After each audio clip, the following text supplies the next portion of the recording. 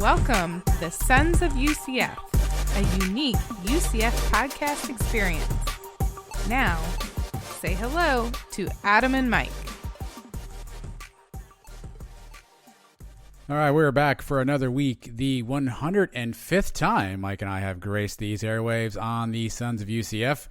I'm Adam, and as always, UCF Mike is with me as well. Mike, always good to do these things after a nice win. UCF takes down Houston, buddy. How are you feeling on this fine victory Monday? Feeling pretty good, man. Feeling pretty good. 2 wins in a row, getting back into UCF form now, winning games. Hopefully all the losing for the season is behind us now, and we're getting on a nice little hot streak here. We could use a hot streak. 44-21 was the final tally. It was a little closer there in that third quarter than probably the score indicates, but UCF does come out on top. And we have got a full recap for you here on the show this week. We'll break down what happened. We'll give you our categories, our game balls, if you will. We've got UCF observations. We've got some fill in the blank. We have some audience questions maybe for you as well. Mike's got his picks and Cal of the Week. All that is coming up. But first, before we do all that, we appreciate you for taking the time to listen to us. If you found us on any one of the various podcast platforms we are on, thank you so much for doing that. While you're there, do us a solid. Go ahead and give us a little rating, little review on iTunes specifically. That stuff really helps out. Make sure you follow us on all the social media channels. Just search Sons of UCF on Facebook, Instagram, Twitter. We are there. You want to hear more from Mike, you can actually find Mike on Twitter as well, at UCFMike1. And we've also got our own little Facebook page situation. It's Adam Mike is the name of the Facebook page as well. So that's all the ways that you can get in touch with us. But Mike, let's I guess we'll start with the news. I don't really want to start with, but I know a lot of people have questions. A lot of things still left unanswered. We touched about this on the pregame show, but obviously there were some players who did not play in the Saturday game. We didn't get a ton of clarity as to why, although I think it's pretty obvious why those guys were not out there. Specifically, Antoine Collier, Randy Charlton, Kenny Tunier, and who am I forgetting here? Eric Mitchell. Eric Mitchell, there you go. All did not travel to Houston, and all did not play. The only one we have any clarity on that we know for certain based on reports is that Antoine Collier was indeed arrested by UCF PD early Thursday morning for being out. And Mike, as you and I are preparing to do the show, Heupel put out a statement that didn't say a whole lot of much, really just to kind of apologize for what happened. Vowed that this was not representative of who UCF is and who we want to be, and essentially said, hey, don't worry, we'll get better, but did not address the status of those guys, Mike. So we've had now 4 or 5 days to let all this sink in, Mike. What are your thoughts on, I guess, what happened, who didn't play, and Heupel's response, reaction to it? Well, Heupel's statement that he put out today, that's typical Heupel. He didn't say much at all. All he did was apologize and said these actions are not acceptable for UCF players. Didn't mention anybody by name. Didn't say anything that they actually did. Didn't say what the punishment will be going forward. Just that he's sorry right now, and it sounds like maybe he's knowing that there's a bye week coming up this week, and maybe he doesn't do another press conference during this week. I'm not sure. Hopefully, he thinks maybe things will just blow over. Maybe he's right. Who knows? But very disappointing. The whole situation, very disappointing. As a UCF alum, as a longtime fan, seeing what happened, and we all pretty much, if you're listening to this podcast, you watched the police videos, and things that happened that night were just very unfortunate. One, what are these guys doing out at that hour during a game week anyway? We spoke to Brandon Hellwig on the pregame show this week, and he said, if this is during the bye week and they're out at 2:30 in the morning, you can accept that. Guys need to blow off some steam. That's one thing. But during the week, when you're preparing for a game, you shouldn't be doing that. 2, during COVID, going out in groups like this is supposed to be stuff that's not allowed anyway. Should be on team rules. You shouldn't be going out to clubs or parties or wherever they were at that night. And then you get into the actual breaking of the laws. I mean, Antoine Collier, he knows he doesn't have a driver's license, right? And there's 9 guys out that night. Do none of these guys have their driver's license? How is he the guy that's driving? How does that make any sense to anybody? If I don't have a license and I'm going out with my buddies, like, look, I'm not driving tonight. These guys can't take an Uber or something and figure out better ways to get around. And then, of course, driving with guns in the car. I don't know. I'm pretty sure the team probably has a rule of no guns. I don't know if that is a specific rule. I know some teams do have that rule, but driving around with guns and then not having the licenses for it, you got to know that too. Just things that, and then just the way they conducted themselves with the police officers themselves, unacceptable. Really sad to see. And it seemed like some of them maybe just was hoping they would get a pass because they were football players. Right? You've seen them mention it a few times. Oh, this guy's just trying to make a better life for himself. Why do you have to give him a hard time? Well, he broke the rules, and when you break rules, there are laws and there are repercussions for it, and now they're suffering from it. The thing that was interesting is obviously if you saw that video, there were more than a few guys who were there. The police report names a couple guys. What was interesting, obviously, was that Mitchell, Tunier, and Charlton did not play in the game. I don't know if I recall seeing those guys specifically in the video. They were not mentioned in a police report. One guy who was in the video, though, was Aaron Robinson. He did play. Another guy whose name was all over the police report was Jermaine Jean-Baptiste. He also played. So I think that's the other element that I'm a little foggy on, and Heupel obviously is not going to do me any favors and clear this up for me, but what the difference was between some of those guys who were there and some of those guys who maybe we didn't hear or see anything about. So I don't have more clarity there. Maybe we're not that's not something Heupel thinks he owes us to share what these kids have done or what the discipline is. I guess I can respect some of that stuff, trying to keep that stuff in-house. But when it gets public like this, I feel like there needs to be a little bit more transparency as to what the repercussions are and what might happen next. To your point, maybe Heupel's going to let it lay low and he'll address it during a game week, which obviously is not this upcoming week. UCF finds themselves on a bye. But all in all, just an unfortunate situation, a disappointing situation. Obviously, a bunch of guys not being able to play. But, Mike, we were on the pregame show ruminating about how this could be disastrous and what the heck was going to happen, and especially the hit that this took to the defense. And, boy, were we dumb, because UCF probably put together its best defensive half of the year, really with a shutout. That Houston did have 7 points, but that came off a Dylan Gabriel fumble. So let's just start there, Mike. How were you sure you were watching the game correctly? Did you think maybe something had happened to the stream and you were watching it backwards when you recognized that UCF's defense basically held a shutout for the first half? I was as surprised as anyone, pleasantly surprised. And I texted you. I think this just proves to everybody that none of us know anything. That's true. Because coming into this game, the over-under was 82.5 points, and everybody said take the over. And this is before the suspensions. Take the over. This game is going to be a 90, 100-point game. On our predictions on the pregame show, I think we all predicted 60, 50-plus points for both teams. And these guys come out and prove everybody wrong, which was great to see. And then,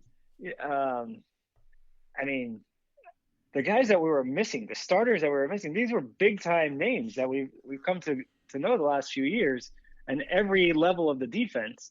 And they were all replaced by young guys with not as much experience, and they all played very well. So, yeah, you're right. They pretty much pitched a shutout in the first half. If it wasn't for that the fumble return for a touchdown, it would have been nothing. And really, the two scores they gave up, you give up a touchdown in the third quarter, okay, and they held them on the 2-point conversion, and then they give up a garbage touchdown very late in the game. So, definitely the best defensive performance we've seen all year.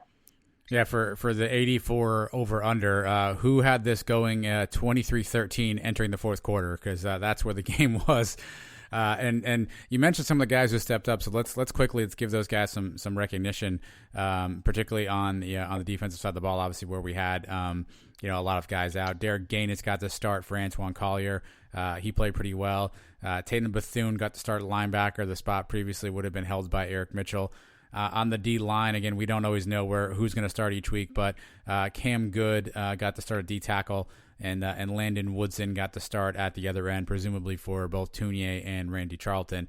And Mike, the defense held their own, and I don't know that we knew what to make of Houston's offense. They've been pretty consistent throughout the year. They usually put up points under the Holgorsen system. But they were stymied early on, and really early on, it was kind of a tale of like, here we go again, because the defense was playing well, but the offense was a little out of sync there in that first half specifically, and it just felt like, are we ever going to catch a break? Are we ever going to be able to put both sides of the ball together at the same time? because the defense certainly carried us, but the offense was struggling there early on. Yeah, the offense was bogging down there in the red zone. Obarski was hitting his kicks early in the game, so at least we're getting something out of him. But you're right. It's been the same story all year. One time the offense plays great and the defense stinks, and then they flip roles. And we did finally get things going in the second half. In the fourth quarter, really. We put 3 touchdowns on the board to put the game away. But really, we were in control most of the game. There was no points of the game where Houston came and took the lead. Not even when they returned the fumble, right? Well, I think that was maybe the only lead they had, 7-3. Yep, that's correct. And that was it, man. So we were in control again, 2 weeks in a row. Very comfortable Saturday. And when we were up 37-13, the game was basically over. And you still had pretty much a whole quarter to play. Yeah. So great performance. The special teams did their thing. Nothing bad, no big penalties or anything like that. So overall, complimentary football again. What Heupel said, 2 weeks in a row. Not much to complain about. We can nitpick a few things here and there, which I'm sure we're going to. Yes, we are. Overall, very, very good game. Yeah, you mentioned penalties. Obviously, something we've been tracking. 8 for 70 yards for UCF. I don't recall any backbreakers. There was a couple of false starts. There was one, I think it was Jalen Robinson lined up essentially offsides and got called for that. No backbreaking penalties, obviously, to your point. I think the two things on offense that were a little bit frustrating is we seem to really get bogged down there in that red zone, like you talked about. Obviously, we needed field goals from Barski 3 times in the first half, and all of those were basically 38 yards and in. So certainly, in the red territory, if you will. But Mike, it seems like, I don't know if I'm wrong on this, but it seems like we go as fast as we can and we get downfield from their 20, from our 20 to their 20 in about 16 seconds. And we run like 3 plays in a row. No one comes off the field. Then we get into the 11 and all of a sudden here comes, Hescock. Here comes Jacob Harris. We're rotating this guy. Gabriel stands at the line at 11 seconds. He looks back and gets a play from Heupel, puts his arm down, which I assume means don't snap the ball. Then he looks back again, and it's like 3 seconds left, and then they're moving it back from left to right, and all of a sudden we're snapping the ball and we're thrown out of bounds. It seems like we just can't get out of our own way in the red zone. And, I'm sure Heupel has a strategic, plan in mind. I'm sure there's maybe things he saw on tape he's trying to take advantage of. But what do you make of those struggles we're having when we get inside in the red zone area? I remember there was one specifically where Otis just ran right through him for a couple long runs and got us down to about the 10-yard line. And then he wanted to come out of the game, and he was tired. Yep. He looks to the sideline. He has to come out. They left him in there again. They threw a pass out to the sideline to Robinson, kept him in there again, and he's begging to come out. Finally, when he comes out, then we substitute. So then Houston had a chance to substitute. And when that happens, that's when everything slowed down, and that's when we get bogged down. We did have a couple short touchdowns. Bentavious Thompson ran one in from a yard out. McCray had a short 1-yard touchdown. So a couple of times we did get close to the goal line and still put it in. But most of our scores are coming from 28, 30 yards out. A couple long passes to O'Keefe, Otis long run at the end of the game. It is a concern. I don't know what it is. I guess it's just the substituting and giving the other teams a chance to bring in their own guys, and that slows us down. I don't really have a great explanation for you other than that. Yeah, that seems like what it is. It seems like it's a rhythm thing. Seems like we go from let's go, and then we bring other guys in. To your point, then they get the substitute. And it almost feels like obviously the playbook, shrinks dramatically once we get into that side of the field, right? Because obviously we're not going to be running some of those long downfield routes and all the other stuff. So it's almost like the playbook shrinks. We often, we joke about the Heupel being able to put his playbook on an index card, but it seems like the playbook shrinks when we get down in the red zone, and then. We get behind the chains or we don't get positive yards. We run one up the middle and only get a yard, and we're trying an outside screen and we get 2 yards, and now all of a sudden it's 3rd and goal. When we're on our we're on our 9 and we can't seem to punch it in. So I hope that's one of the things that Heupel will take back this week and try to figure out how to get a little bit more creativity in the red zone. Pop something over the middle. It seems like Hescock only runs that little option route to the outside. It works a few times, but. I think he had one catch off it, this last week, but maybe get over the middle or something. But we certainly got to get the red zone stuff figured out for the rest of the season. Yeah, it's going to come back to hurt us again in a very close game. It didn't hurt us this week. It didn't hurt us last week. But a game like the Memphis game, you can't just rely on field goals there at the end. You got to be able to punch them in for touchdowns. When you get inside the red zone, that's got to be 7 points. I think we had 6 drives in there this week, or 7, and we kicked 2 or 3 field goals and only scored 2 touchdowns. We got to flip that around. We got to score 4 or 5 touchdowns and kick 1 or 2 field goals. Yeah, we were 5 of 6 in the red zone, 2 touchdowns, 3 field goals, and then we had a missed field goal by Obarski as well. So essentially we had an opportunity to get points on all 6 of those in particular, and came up short. On the defensive side, though, Houston was only 2 for 4 in the red zone. I know we had talked about this needing to be an area of improvement, so they went 50% in the red zone, which obviously is certainly helpful, Mike. And, overall, I mean, I think we saw a lot of good individual performances. Dylan Gabriel played really well again, 328 yards, 2 touchdowns. Jalen Robinson, Marlon Williams both had 5 catches. Jalen was over 100 yards receiving. Ryan O'Keefe was right there behind him at 100 yards receiving. And then defensively, we talked about it. A few guys stepped up, but we had turnovers from Richie Grant, Eric Gilliard, both had interceptions. And then 3 sacks on the day. Cam Good, Noah Hancock, and Richie Grant as well on that, Mike. So some really good individual performances from some of the key guys that we needed this week. Yeah, the receivers, we count on these guys every week. Actually, Marlon didn't even get 100 yards. I don't know what happened with him this week. Slacker. Still made a couple of great plays. He snatched one out of the air on one play, bounced off. This one guy tried to tackle him and just bounced off him like he ran into a brick wall. And then Marlon runs for another 20 yards. Jalen Robinson with a beautiful over-the-shoulder catch early in the game. And then how about our boy O'Keefe making his presence felt again? 3 catches, but 2 of them were touchdowns in his trip back to Texas where he came from. Yeah, it was good to see. We obviously saw the long touchdown he had, but it was a screen pass that he took, the distance himself. But obviously this week we saw him in some long routes. I know we had talked about, I think maybe it was last week's fill in the blank or 2 weeks ago. I said something like I'd like to see more Ryan O'Keefe, and he's starting to really come in his own. Maybe he's becoming that sort of that Trey Nixon-esque receiver on the outside. I know Jalen Robinson also kind of fills that mold too, but maybe O'Keefe's taking over that third receiver spot from Jacob Harris. Harris had 1 catch for 7 yards, but maybe he's taking over that receiving spot from Jacob Harris. But either way, this kid's got a ton of talent, and certainly glad to see him in the field. And it seems like him and Dylan have really formed a good connection as well. Right, you're getting more comfortable with each other, and remember, he's a freshman, so it's going to take a little while. Now, as the season's going on, you see them getting into a little rhythm with each other. I expect bigger things as the season goes on, and then into next year. Ryan O'Keefe looks like a very special player in the making. Actually, I don't know if he's a redshirt freshman, but it's his second year. I don't know if he played enough last year to qualify for the redshirt or not. But obviously, everyone's a redshirt this year, so who the heck knows on that front, Mike. I don't know if this is your cow of the week, so I don't want to get ahead of the game. But how did you enjoy that ESPN Plus broadcast? Well, it's not my cow of the week, but it is in my game breakdown segment. I've got it there too.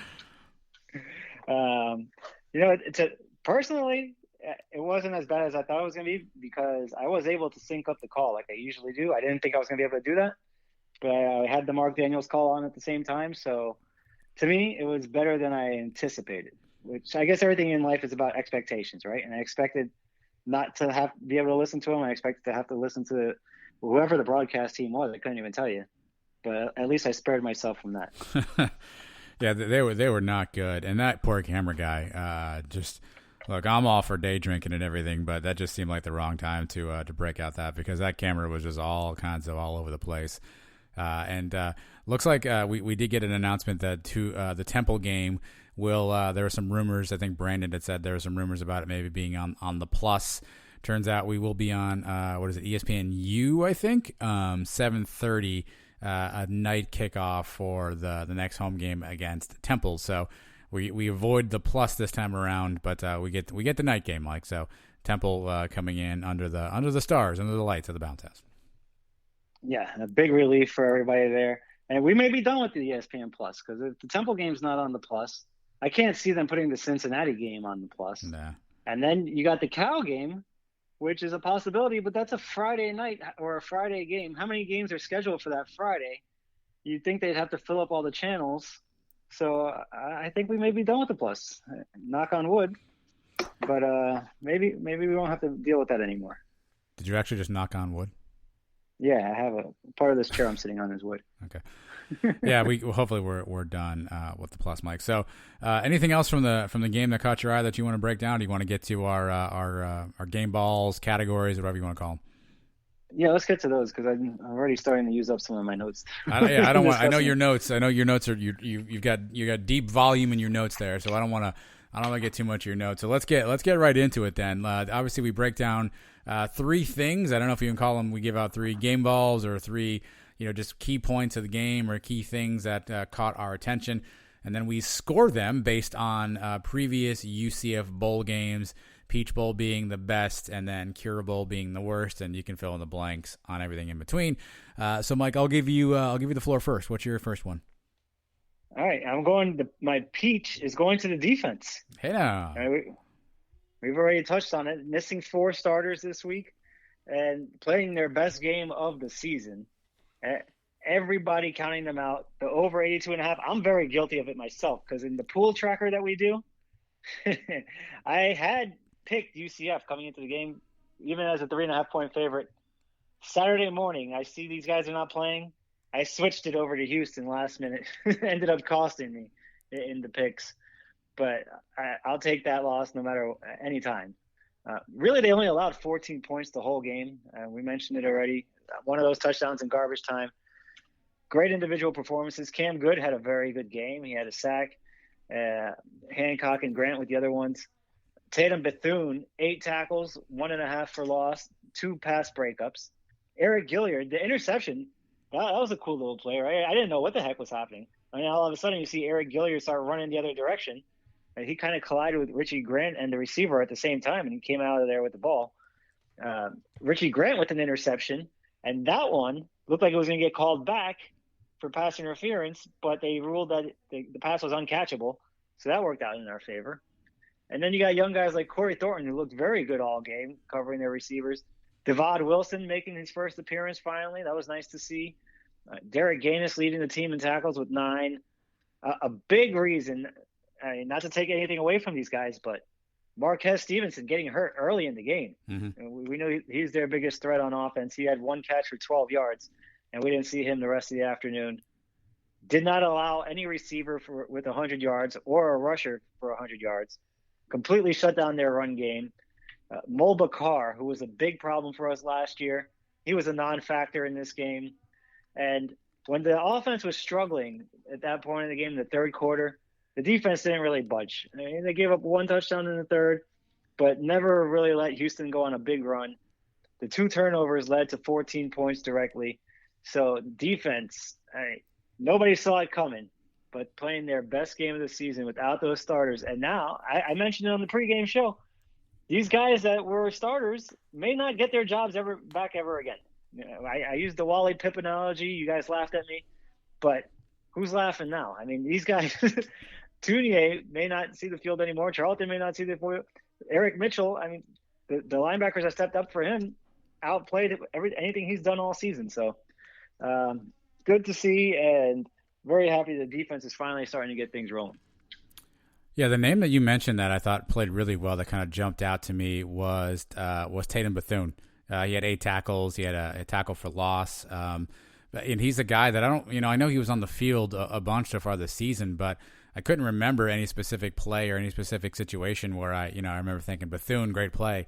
But it seemed like, this game around, he was just kind of all over the place. I don't know that he made, any of the most spectacular plays. You talked about the interception from Gillard and Grant. But I thought he was just solid. And then really the guys in the D line, I mean, you mentioned Cam Good. Cam Good's a guy that, I know I was critical of him earlier this year when I recognized last year he only had 7 tackles total. And he was a kid that we thought had a ton of upside, and he stepped in and played really well. We saw a couple of guys on the line that we hadn't seen before, really at that for that much, I guess. And Curvins Chout, he played a bunch up front there, and he seemed to play really well. Keenan Hester got some run in there as well.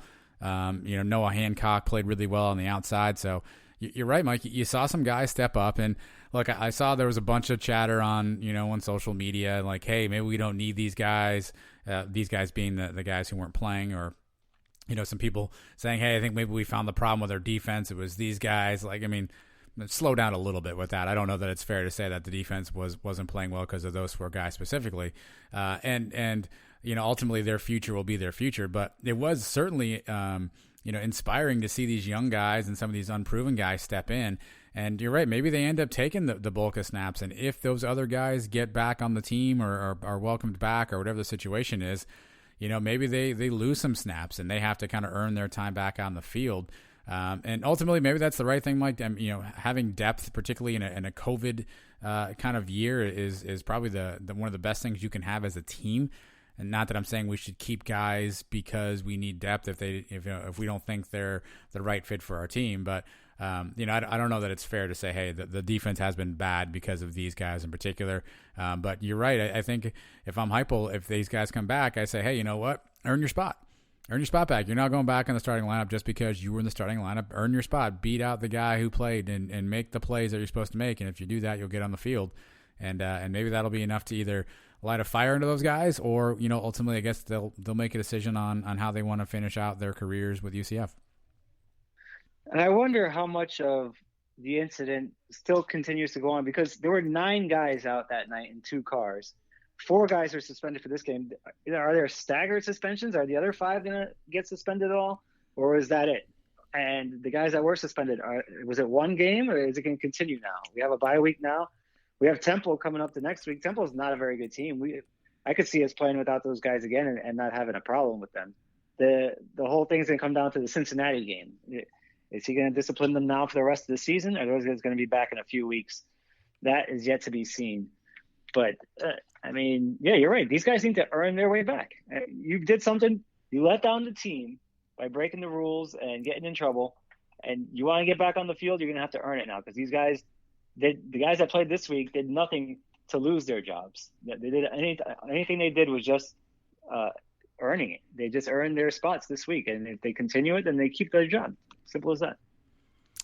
Yeah, time will tell. Again, we're not going to really probably get a ton of information out of Heupel on the situation, so I wouldn't be surprised if you and I aren't on the pregame show on the Saturday before Temple saying, I wonder who's playing this week, because we might not know who got suspended, who's not suspended, who's off the team, who's not on the team.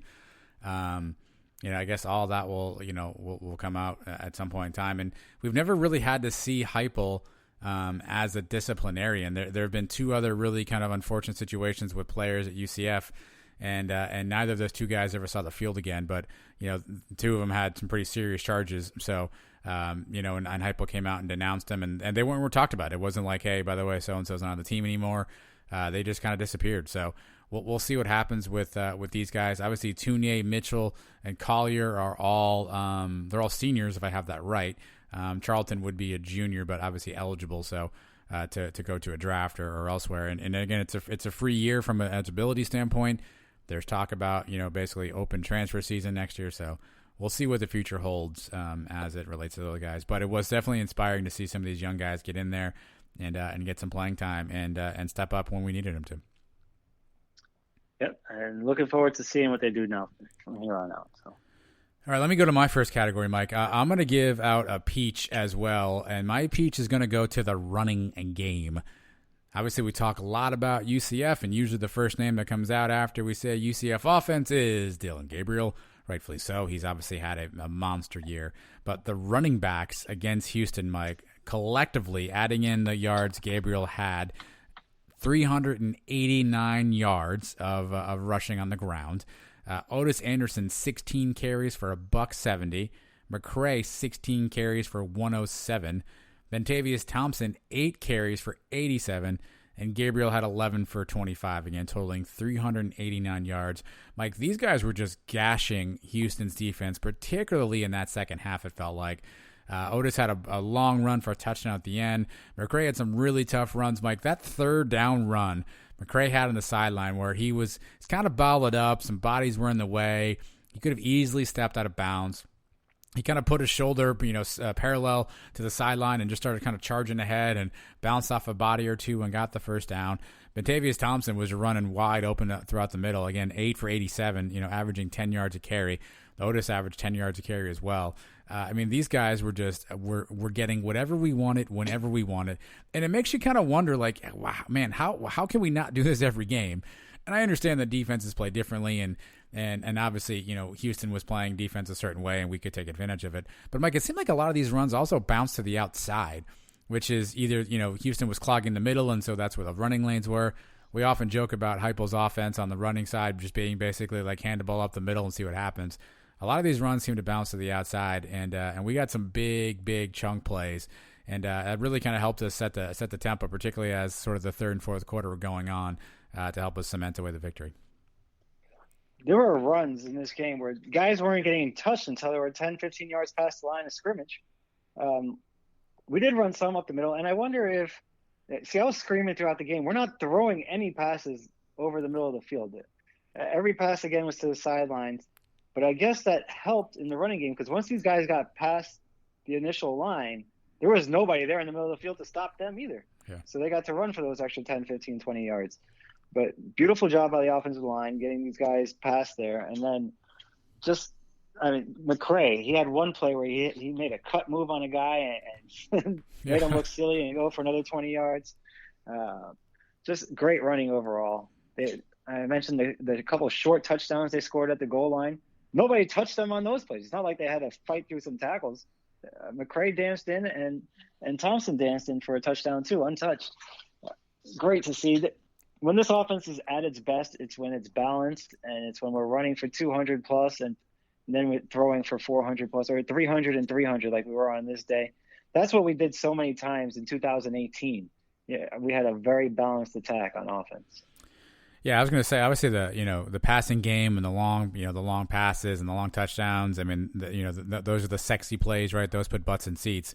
But looking at the running attack, if we can have this kind of a running attack, and even if this is sort of there's a min and there's a max, right? If this is the max effort that we're ever going to be able to get from a running perspective at 389, even if you say give me 289 every game, I take that too in a heartbeat, right? So I think that's something to figure out what worked in this game. And again, I know everything is largely predicated on what the defense is giving you or what they're showing you. But you got to wonder if Heupel can find some sort of magic formula that worked really well and see how we can exploit that, going forward too. We're going to need a solid running game, particularly as you think about games like Cincinnati, and Temple not as much, but the Cincinnati game, it's going to be a hard fought game. It's going to be a game won in the trenches, and if we can run the ball on those guys, that can open up the passing lanes, and that's the last thing anybody needs. Is us getting open looks on the outside or getting our receivers one-on-one or getting them in space with guys because nobody's keeping up with us.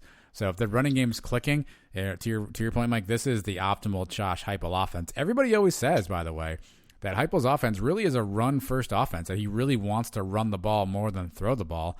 But obviously the passing attack gets the most notoriety. Well, on this game, the running attack gets my peach game ball.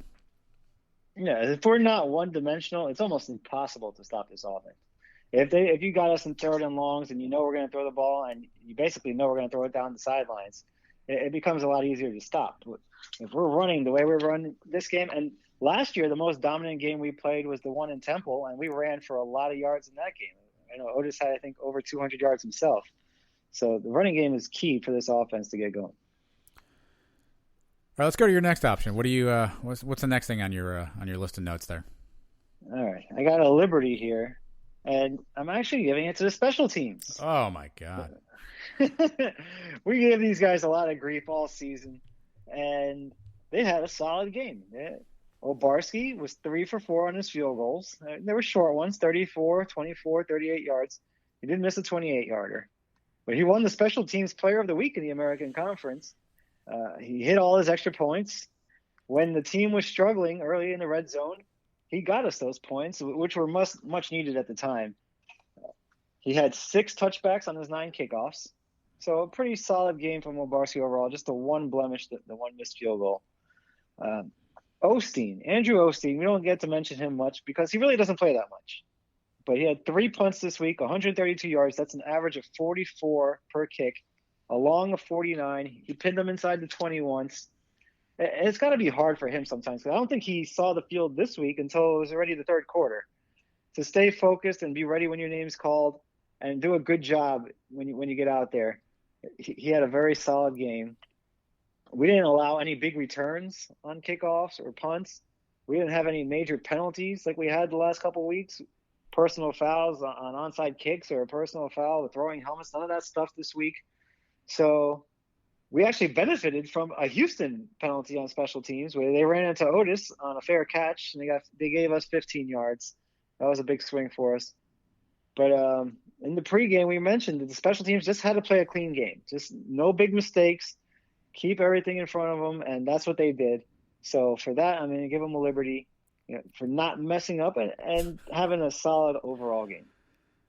I mean, look, great points. I think it's great when we start off. One of the things with you had to say, and he didn't miss any extra points, which is a really low bar. But listen, we've given this kid a bunch of crap each week. He's probably got some more coming his way in UCF observations here in a few minutes. But he was the offense early on. I mean, he was putting points on the board. And imagine if he had bricked any of those field goals, how worse things would have been if we had come up with empty trips that early in the game. Obviously, could have been a huge momentum swing for Houston. So, you're right. It certainly is. We talked about it with Javier Borlegi on our Alabama special. It's sometimes it's letting your teammates down, and you're trying hard, and these guys are trying to get it right and getting the operation down. With 3 or 4 from Obarski, you'd like to make them all. We haven't had a kicker that's never missed a field goal before on our team, so. I'm not too mad about giving him that award. He obviously won the conference special teams player of the year. I really wanted that last field goal though in the third quarter because that was a part where we were kind of struggling on offense, and those 3 points I think would have been helpful. Ultimately, we didn't need it down the end, but I mean I think you need to see this kid keep seeing the ball go through those shiny yellow things. And the more he can put the ball through the shiny yellow things, I think the better off we're going to be as the season goes on and maybe as his career goes on. Yeah, 90% of kicking has to be confidence and knowing when you go out there you're going to make it. I don't know on his misses if it's just something that he's doing technically. Is he not following through? Is he not looking at I don't know what his thing is. But, the more he makes, the more confident he's going to get. And now we got to start seeing him hit a little bit further out, 40-yarders. And then work your way up to the one right before halftime. He actually hit one right before halftime this week. And Heupel kicked it on third down, which was interesting. It was interesting. But you know what? Maybe Obarski wasn't ready for that either because I know none of us were ready for it. But he still went out there and he did his job. So good for him. Much better than going 2 for 4 on field goals or 1 for 4 and really having his job in jeopardy. I think he had a pretty solid week. You got to give him that. Mathematically, you were correct. 3 for 4 is better than both 2 for 4 and 1 for 4. I think it's interesting though that Heupel trusted him, and I think that maybe was the best thing that came out of this is that when that first field goal came about, and obviously we got kind of stopped in the red zone, and it was a 34-yarder, right? So that would have put us on the 17-yard line at that point. Heupel could have easily, I don't know what the down to distance was at that point. I guess I could look it up quickly. Heupel could have easily said, okay, maybe we go for this. Maybe I try something. It was 3rd and 7, and Gabriel took a sack on that first field goal. So it would have been 4th and 13. So probably a little bit too far out of range, for that to happen. The next one, to your point, it was 1st and goal. Yeah, I mean, I guess the biggest thing as I stagger to find these things here is Heupel trusted him to actually take those kicks, and that's what's interesting is maybe that's the best thing that happened for him is that Heupel didn't do some crazy let's go for it kind of play, but he actually let the kid go out there and he saw it go in, and maybe that's a precursor to good things down the road for Obarski. I mean, who the heck really knows? Right, and if you would have needed him to hit a pressure kick late in the game, he might have felt a little better having made already 3 earlier in the game. So you're right. At least Heupel is showing that he will go to him and not just go for it on 4th down every single time. Because to be fair, if he didn't go to him and went for it every time, we probably wouldn't kill him for it. We'd probably be like, well, you know what? That's because Obarski, blah, blah, blah, blah, blah. So, I mean, Heupel sometimes is stubborn, and that stubbornness can be super frustrating when, he won't change a player, or he won't change his game plan, in our opinion, or he won't do certain things. But maybe this is one time where his being stubborn actually will ultimately help out. And hopefully we'll get more player of the weeks from Obarski. I'm gonna go with my second choice here, Mike. I'm gonna give out. I wasn't sure what to call this. I ended up calling it a Liberty. I don't really know that I have a great reason why it's a Liberty. It just didn't feel like a peach, if that makes any sense. But I'm gonna give a Liberty to Richie Grant. You mentioned statistically what he put up. He had an interception on the goal line, a nice play. He broke on the ball, made a nice play, had a 25-yard return on it as well. He also, had a sack. I think it's his first of the season. 7 tackles to go on top of that. But the stats were what they were, and Richie's had a really solid season throughout. He's certainly forced a bunch of turnovers with fumbles and interceptions. But obviously there's a lot of turmoil, on the team on defense. And, Richie's one of those senior leader guys, one of those guys that has to sort of step up and help the team out. And a lot of young guys around him, particularly in the secondary, right? So you already mentioned this, but the 2 corners that we started, Devontae Brown and Corey Thornton, both true freshmen. Derek Gaines, who started alongside of him. I think he's a sophomore, Mike. He hasn't seen a ton of run. Obviously, A-Rob was out there, but he's got Bethune in front of him, who's a true sophomore as well. A lot of youth around him, and he was kind of the veteran voice. And again, I'm not in the team meetings. I'm not sure how much he has to play a role in that, but you gotta think that those guys looked up to him. And with all the other nonsense going around, and again, we don't know everything about everything. I don't know everyone's role and whatnot, but Richie played a solid game, and with the youth around him, it would have been easy for him to maybe check out and maybe not try as hard, but I have a feeling that that's not Richie's character. So I'm going to give him a Liberty here for not only his performance, but for really kind of sticking the course as there was so much sort of turmoil and change happening around him throughout the game. Well, he's the leader of the defense. He has been for the last couple of years. You needed a big game out of him with all the other guys out, and he had a very solid game again, which was to be expected because he, like I said, is the best player we have on defense, and he has been for the last few years. So good to see him come up. And I called it. I called him. He was going to come up with a turnover at some point during the pregame show, and he did. And yeah, that's a big play too because they're shooting for the end zone there. I forget what the score is at that time, but to turn them away like that pretty much puts the game away in the third quarter. Yeah, again, a great play. He made a great break on the ball. To your point, there was talk of that being interference, but obviously the ball being uncatchable. But again, a lot of turmoil going on around him, and he just played really well. So I'll give Richie my second game ball here, my Liberty. And then Mike, that's the last time we get to do this one. You go last here, and give me your third category. All right, I got the Cure, which we already touched on, the ESPN Plus. And I just hate that games are not on regular TV. Call me old or whatever, but ESPN Plus it has its purposes, and it should be for these other sports. Volleyball, soccer, even baseball games, fine. A couple of basketball games here and there, okay, but it should not be for football, and it should not be for UCF football. If you want to throw a Cal versus Temple game on there, I have no problem with it. Nobody's watching those games anyway. But our game should not be on ESPN Plus. I know people were complaining they had buffering problems, and you see people posting screenshots of their TV where they can't even watch the game because the internet is not up to speed or whatever. That sucks. And then the actual production, where these guys are showing replays while other plays are going on. You're missing parts of the game because they don't know what the heck they're doing. The quality of the video is not the greatest. It made our uniforms look not as nice as they actually were. I did get it for free, which thank you to you, because I did not cave into the ESPN Plus paying $5. I logged in on your thing. So that was nice. And I told you I got to sync up the Mark Daniels call. So that was okay. So me personally, it wasn't as bad, but I'm kind of mad for everybody else that had just a horrible experience with it. I hate that this is a thing. I always hated games on ESPN3.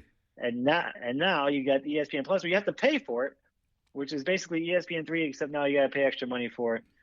I'm just glad that the Temple game coming up is on ESPNU, and I think we may be done with the Plus for the rest of the year. Well, then there's basketball season, so stick around for that because I think that's actually why I ended up getting ESPN Plus over a year ago now, I think, is because there was just a bunch of UCF basketball games on there that I wanted to take a look at. and there was no other way to get those. Yeah, I mean, listen, I think there's a lot of people who are insinuating that the American contract with ESPN that we signed predicates that they have to have every game, or every team has to have a game on ESPN Plus. I don't know if that's true or not. And obviously this is our one game, and hopefully it's our last game of the year. The production quality was not good. I think I tweeted earlier in the game, UCF's offensive speed plus ESPN Plus cameras equals disaster, because that poor, I assume there was one or two camera guys on site. And those guys just seemed like they couldn't catch up. Half the time I didn't even know where the ball was at, because they were still on the line of scrimmage, and Gabriel had already thrown the ball or handed it off. And, all you see is one of our guys getting up off the ground with the football, and I have no idea how it got there. The first down line, is it going to be there this time? Is it not going to be there? That was a good game to play, trying to figure out if that was going to show up or not. That was good. The announcers were just bad. I mean, they were not really good. The color announcer, he actually went to Houston, so he was a Houston alum, and he did not really hide his feelings about it. I thought the play-by-play guy sounded like Trace Trocco personally, but I guess I could be wrong about that. But overall, it was not a great production, not great quality. And I don't know what else to say about it. It's certainly an annoyance, because you have to change up the way that you consume the game, right? For me, I had to get it on an Amazon Fire Stick and get that all figured out. And some people, to your point, didn't have Plus, so they were trying to scramble. Do I get a free one? Do I not get a free one? Am I going to somebody else's house? It just certainly does make it a little bit more challenging to get the games, and it sucks, because then you realize halfway through it's just a money grab, right? It's a $5 a month money grab for ESPN to force you to have to get that platform to watch your team, and that sucks, because while there are certainly other teams that are relegated to the Plus, it was kind of like that sobering moment of like, this is really why we're here, is to give ESPN and another whatever would have been $85 a month on ESPN Plus service. Yeah, it's all Mike Resco's fault. I mean, we all knew that a couple of years ago when this deal was signed. We dreaded this day coming, and it's finally here. And like I said, if you want to put the bottom of the league on there, that's fine. But now everybody has to be put on. I think Cincinnati's actually on the Plus this week, I think Cincinnati and Houston, are on the Plus again this week. So it stinks, man. It really stinks, especially when you start getting used to these ABC 3:30 kickoffs to start the season, and you just feel yourself getting downgraded every week now. I don't know what would be below ESPN Plus. I even consider CBS Sports to be a step above, as bad as that is. But at least you don't have to go out and buy a Fire Stick to watch it. Yeah, I don't have to log in as you to watch it. That's fair. I mean, it is on your regular cable channels. I guess if we're going to be these guys, what would be worse is not having the game on at all. Right. What would be worse is the whatever crappy channel showed the 2000 UCF Alabama game that we found, like CSTV, which doesn't even exist anymore.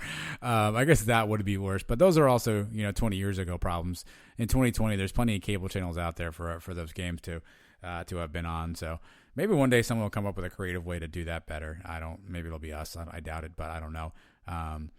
But yeah, we've got to figure out how to maybe get off the Plus. What I do think would be helpful, and I haven't checked back, but I haven't checked ESPN Plus all year. If they have those games on there from a replay standpoint, like if I could log in now and rewatch the game, I would be into that, right? If I didn't, set the DVR, or I wasn't home or whatever, or I wanted to just kind of rewatch a quarter, and if I could log on to Plus and watch some of the old games, especially if they archived them for a couple of seasons or two, I'd be into that. But I'm not even sure if that's an option. Well, and let me tell you this, it is on there because for the pregame show, I make these top 5 plays of the week, whatever, right? So I had forgotten to record last week's game, the Tulane game. I logged on to ESPN Plus on Friday night, and I see that it's there. I said, oh, man, the Tulane game's on here. I can actually make the top 5. So I click on it, and it just didn't work. So I was like, oh, I guess I'm not making a top 5 play video for this pregame show. So it wasn't there. The option is there. Okay. It was there to click on. It just didn't work. And I tried it like 3 or 4 times. And I guess I do have all the other old games that are on there, for at least from this season. I don't know how far back they go, but at least for a few weeks that they keep them on there. All right. I mean, that but that it'd be might nice be if it actually worked. Yeah, that might be worth nice it. if it worked. All right, so ESPN Plus side. Here is my my last category. I'm going to give this I gotta give this a Hawaii, Mike, because there was some good, and there certainly were some bright spots. But my Hawaii is Dylan Gabriel got hit way too much for my liking in this particular game. There were 6 sacks given up total. Now, I want to be fair about this because you could easily say, well, that's on the O-line. There were a couple that Dylan kind of ran into himself or held on to the ball just a tick too long or didn't quite throw the ball away. He took a brutal sack right before halftime when he was kind of scrambling out. And I know he's made plays like that throughout the year where he kind of scrambles out of the backside and sort of turns around and no one's there. This time he turned around and somebody was there. Took another big hit on the sideline as his way out of bounds. It probably should have been a late hit. He took another big hit trying to avoid a guy in bounds. Looked like maybe his arm was a little sore after that one. He did run the ball a bunch. I know we've talked about that. He had 11 rushes. Not sure how many of those were designed or how many of those were just necessity. But he just got hit way too much for my liking. I think I'm not breaking news here. He's not the biggest guy, right? So I'd like him to not get hit as much. I think there has to be a time where we sort of help him, and by we I mean Heupel and that offensive staff, when to just kind of eat the ball and move on to the next play, and when to throw it away, and and just how to protect himself a little bit in the pocket there, because I just don't need him getting hit any more than he has to. And he got tagged a few different times in this game. So my Hawaii is, please don't hit Dylan Gabriel anymore. Yeah, he cringe every single time he takes a shot, and he took some big shots in this game. I don't know if it's just post-traumatic syndrome from us seeing McKenzie get hurt. Every time you see a star quarterback take a shot, man, you just have to wait a second, make sure he gets up and he's okay. There was one time where he laid on the ground. It looked like he hurt his right arm. Yeah. Those are never fun. And you're right. Some of that is on him. He needs to know when to get rid of the ball a little sooner sometimes. He just give up on a play. It seems like he tries a little too hard sometimes to make sure every play works. Sometimes plays are just doomed from the start, and there's nothing you can do about it. And that just comes with learning and being in that situation a little bit more. And he can avoid some of these hits. I mean, Eli Manning was a master of not getting hit because he would just, throw the ball away and turn around and he wouldn't get touched. So you got to learn how to do some of that. He's got to learn how to slide better and avoid some hits like that, because that's still not one of his strong suits. So he's got to protect himself, man. He's not a big kid. He's strong, but he's short, and he's got to be able to protect himself and make himself last a little longer. Yeah, I think it's just he has to figure out that risk reward, right? Against Tulane, we saw him make a great escape in the backfield. He dodged a couple guys, stepped up in the pocket, threw a strike to Marlin, which ended up being a spectacular play. And that's the positive side. In this game, he was trying to do the same thing right for half there, turned around and just kind of got manhandled by some dude.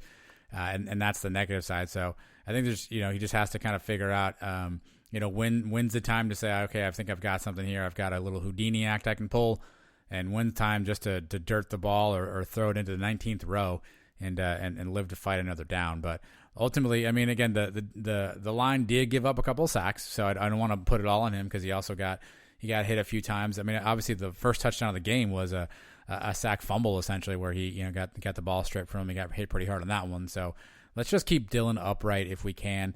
I know it's football; he's gonna get hit, but some of the unnecessary shots, I think we just have to guard against because we certainly want to keep him healthy as we prepare for the stretch run here. 3 games left to go, plus probably a bowl game if and when whatever that turns out to be. So let's keep Dylan. And can we standing upright? Get him out of the game when we're up 3 scores in the fourth quarter? Can we get Quadri Jones in there for a series, or even Parker Navarro? I mean, the last thing you want to see is this kid get hurt unnecessarily late in the game when we got big games coming up, like you just mentioned. I get a little nervous. I texted you, I think, with like 8 minutes to go in the fourth quarter, saying, get this guy out of the game. I don't want to see any injuries for garbage time.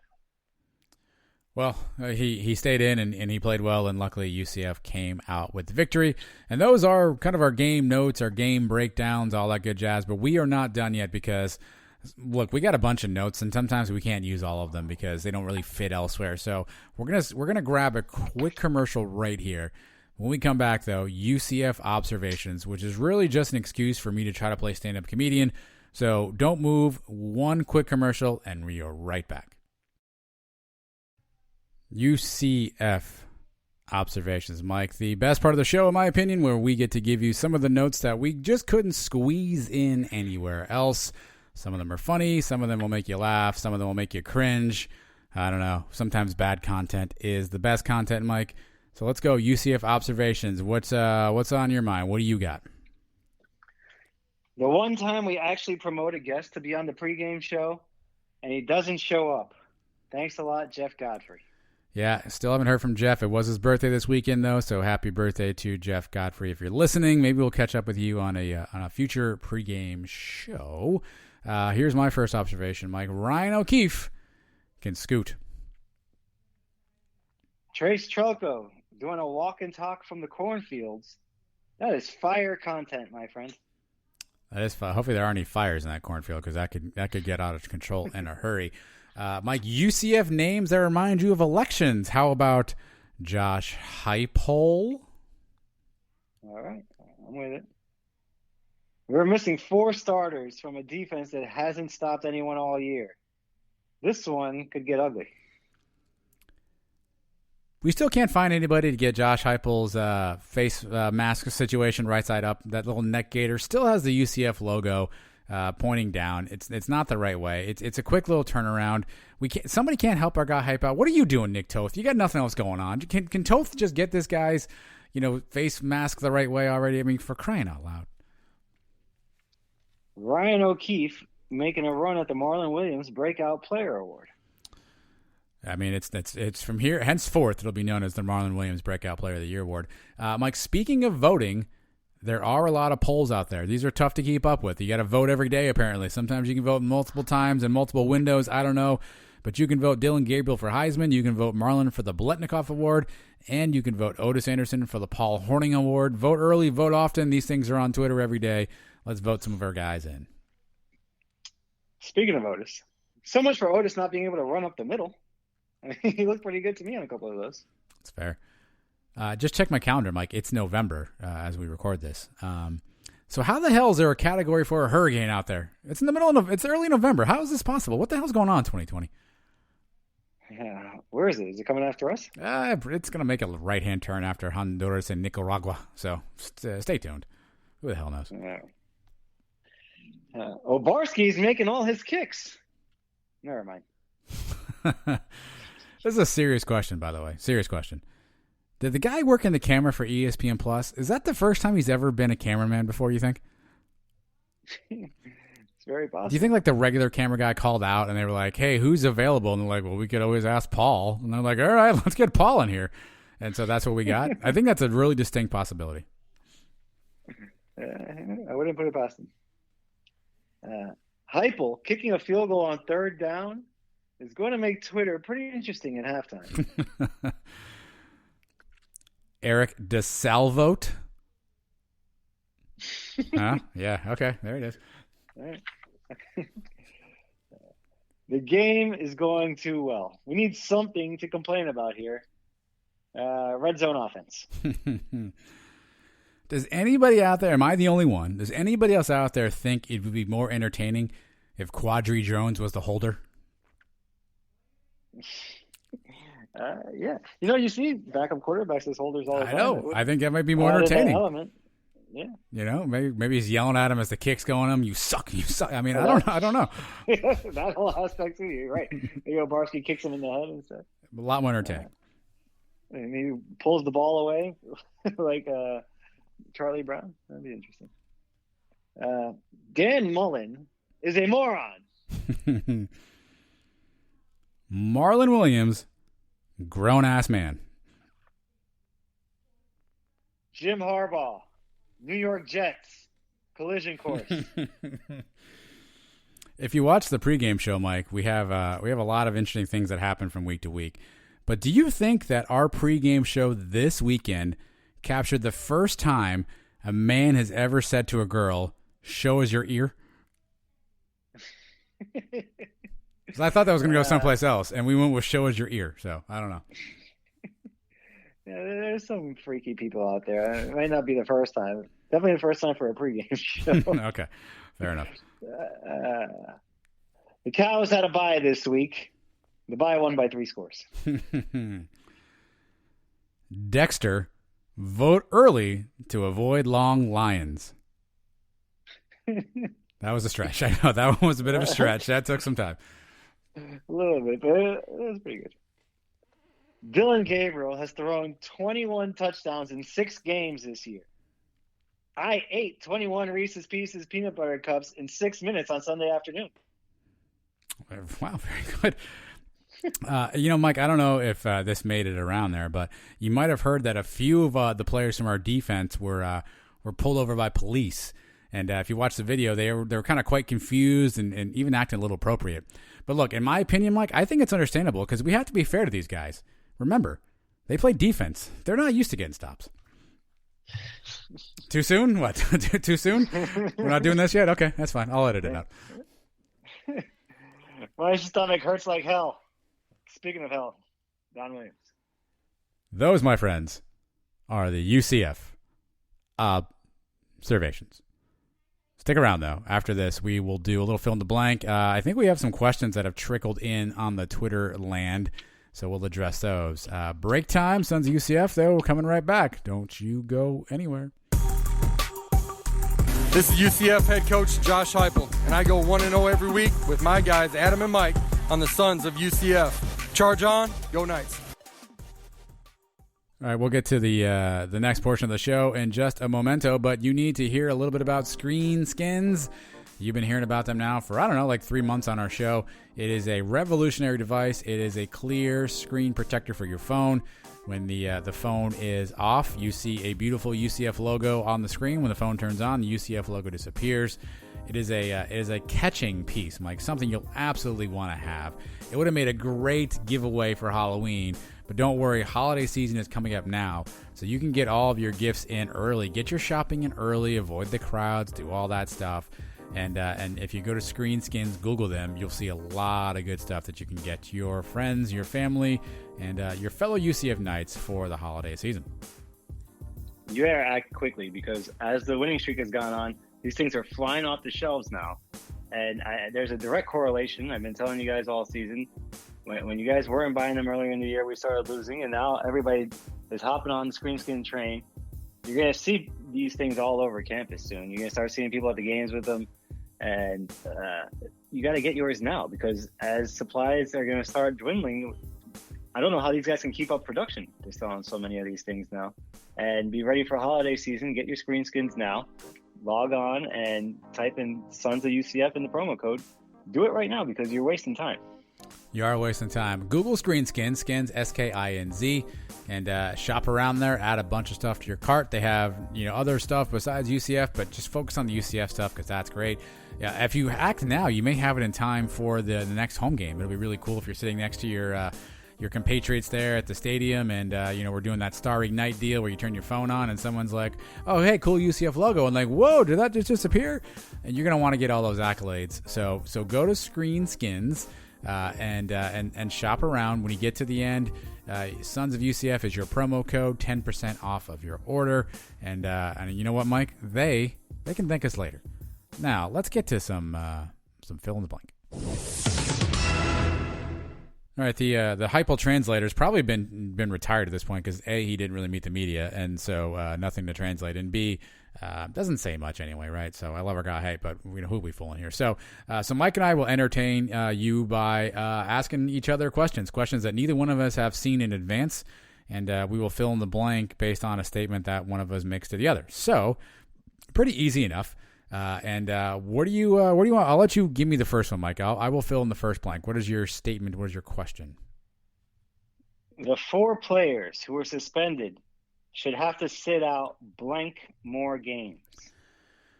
Ooh, wow. This is a tough one, right? Because I don't know what they did wrong. I mean, I know what they did wrong, but I don't know what they did wrong. I don't know if someone did something worse than others. Obviously, Antoine Collier, I'm going to guess his time with UCF has probably come to an end. But in terms of Charlton, Tounier, and Eric Mitchell, I need to know what happened. But here's what I would say. They should miss as many games as their teammates want to allow them to miss. And by that, I mean those guys should have to come in the locker room the next time they're all together, stand up in front of the team and sincerely talk about what happened, why it happened, and kind of where they are with it, and ask the rest of the guys if they can come back and be part of the group. And, I know there's a leadership council that UCF is always talking about with certain players. That group should meet and decide as a collective, do we think these guys are sincere and we want to let them back on the team? And if the teammates are good with it, Mike, then I don't know how any of us can be not good with it, right? If the person or persons who are impacted the most are willing to forgive and forget and move on, then I say we do the same. So I think Collier's probably done just because there's legal ramifications involved with some of his stuff. But I think they should miss as many games as the rest of the team wants them to miss. I felt horrible for Collier because he did look like, one, he did cooperate with the officers when it happened. And it kind of seemed like he didn't, I guess, grasp the seriousness of actually having the license for the gun. He thought maybe having his, I think he had a permit or whatever he had, and that would be okay with it. And you can see as he just realized that how serious it was and how when he was going to be arrested, that his career was going to be affected, and maybe he's done playing at UCF, and who knows if he ever gets a shot at the NFL now because of something like this. So I feel bad for him, but all these guys, they should.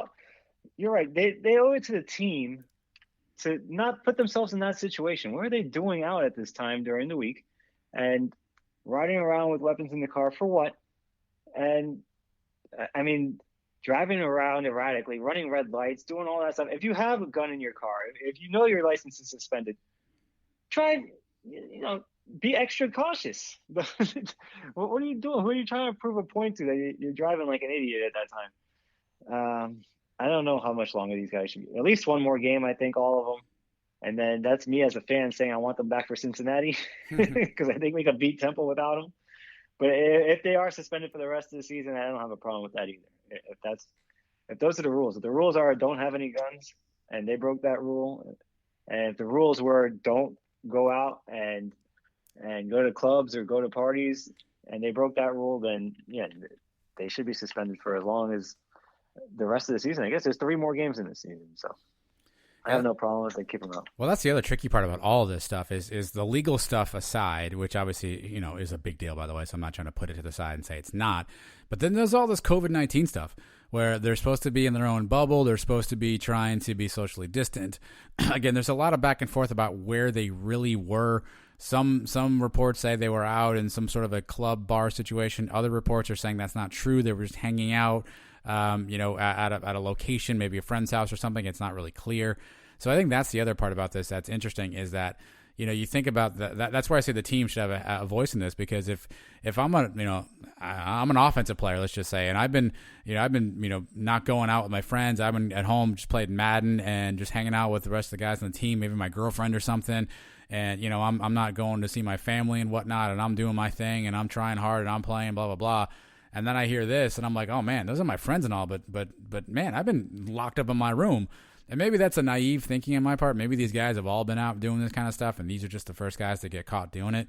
But, obviously, if they come back and someone tests positive and they have to contact trace, and all of a sudden now we're losing games and some guys are losing opportunities to play.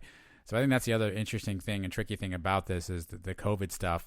The legal stuff is one thing, and the way that they carry themselves around law enforcement is another. But there's also the whole nonsense, or in their case, the nonsense of being in a bubble, because obviously that potentially wasn't the case. But again, we don't know too much to be able to necessarily give you a fact on that. Yeah, and I don't know if we're going to find out what the suspensions will be going forward until we actually take the field against Temple, because I don't anticipate Heupel saying anything, as he's already proven. I don't know, what do you make of that, right? Because I think about this stuff all the time, and I think about, like, I probably screw something up every day, right? Like, I didn't, send the email on time. I put too much, pre-workout mixed together and blah, blah, blah. Like, I probably screw something up every single solitary day. And I think about having to answer for that every single time I do something, right? Like leaving the kitchen and my wife and my kids being like, Adam, really quickly, Adam, do you think you over poured in that last protein shake? And me having to answer those questions every day. I think about how annoyed I would be, right? And so in some respects, I look at it and go, you know what? There's also, a tactical advantage by not giving this stuff away. But the problem becomes because Heupel is so guarded that it allows people to fill in their own blank, no pun intended by us doing fill in the blank right now. It allows people to fill in their own blank or kind of choose their own adventure on what happened.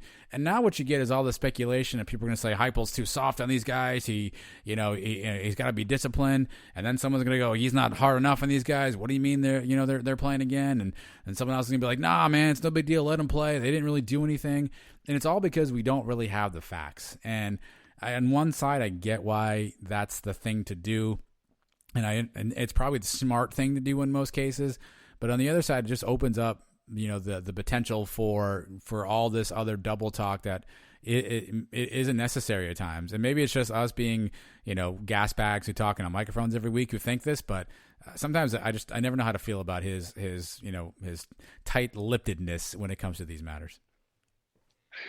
When it comes to, hiding whether a guy's injured and you don't want the other team to play, I think that's one thing. But something like this, if he's going to make a strong stance on it, then come out and say so right away. The fact that he hasn't said anything leads me to believe that these guys may not get punished anymore after that. That one game might be it. And we'll see probably most of them, if not all of them, back on the field in the next couple of weeks. All right, here's my first one for you. Cincinnati being ranked number 6 is what?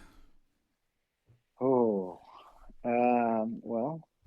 I don't know if they're that good, but you know what? They've proven me wrong the last couple of weeks. They put a couple of very impressive performances up there now against SMU and Memphis, which we all consider to be some of the top teams in this conference. Maybe they're better than we thought, but are they going to be a playoff representative? I don't think so. They'll find a way to keep them out, even if they went undefeated. I think they'd get shut out, especially in a year like this where Ohio State might only have to play 6-7 games and then get in. I don't know what they are. I guess I will have a better feeling about them after our game. If they beat us up the way they beat up Memphis and SMU, then I have all the respect in the world for them. And I hope if they do that, then they can go to the playoff. But I don't see them doing that to us. I guess I'll believe it when I see it. Am I wrong that I think that the Cincinnati being ranked as high as they are right now is also largely due to UCF and sort of the plight of UCF over the 17 and 18 seasons and sort of the things that went to? And in some respect, listen, this may sound harsh or something, but I kind of think of Cincinnati as a sort of, and Luke Fickell as a sort of a boring football team.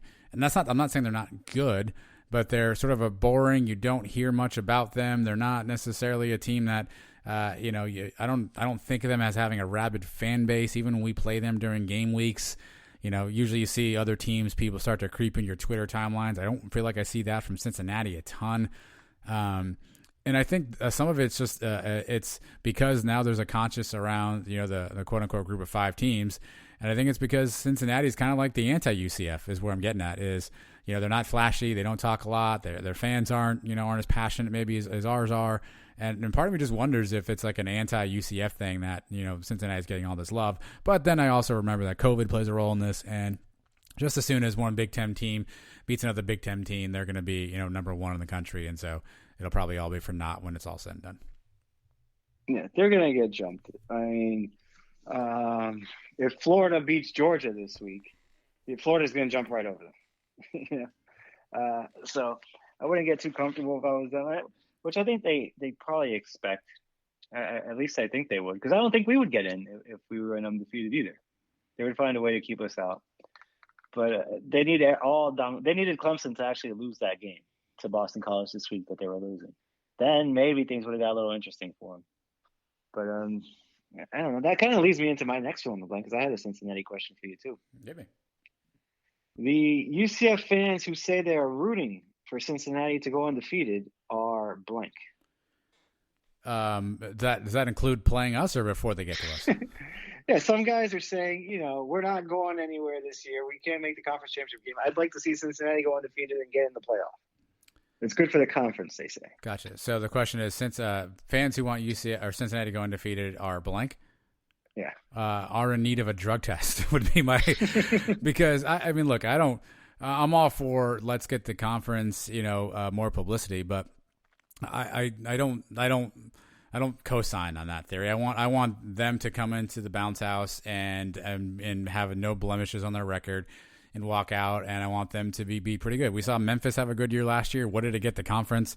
The television contract isn't up for another blank number of years. Expansion's not on the table for another number of years. So I don't know what it gets the conference. We're not going to get respect. If anything, they're going to be like, hey, Cincinnati's the cream of the crop, and they should be going to the Big 12, and they should be going to these other conferences. So as much as I certainly want to see some of our conference mates do well in like bowl games and whatnot, what does it really get us? It's not getting us more TV money. It's not getting us, a higher. It's not getting us an automatic berth in the playoff or something. So I don't know what it gets me. So I would say those people may or may not want to take a drug test. Yeah, I say those people are stupid. There's that too. Yeah, let's just say they did get in the playoff, and then they got blown out by Clemson in the first round. That's going to set our whole conference back another 10 years. We're never going to get in the playoffs. If we go undefeated in the next 2 years, you're going to say, well, so what? They're just another Cincinnati. We're not going to put those guys in. They had their one chance. So I think it might actually hurt us in the long run. I want what's best for UCF. And what's best for UCF is to win the conference. And if we still have a shot at that by beating them and they get another loss somewhere, or we somehow sneak in another way and beat them again, that's what I want. I don't care about what's good for the conference. Yeah, if after everything is good for UCF and then, like you said, you root for the other teams in the conference and bowl games, that's fine. But we don't even want to be in this conference in 5 years. So I don't care how good the American is in 2025.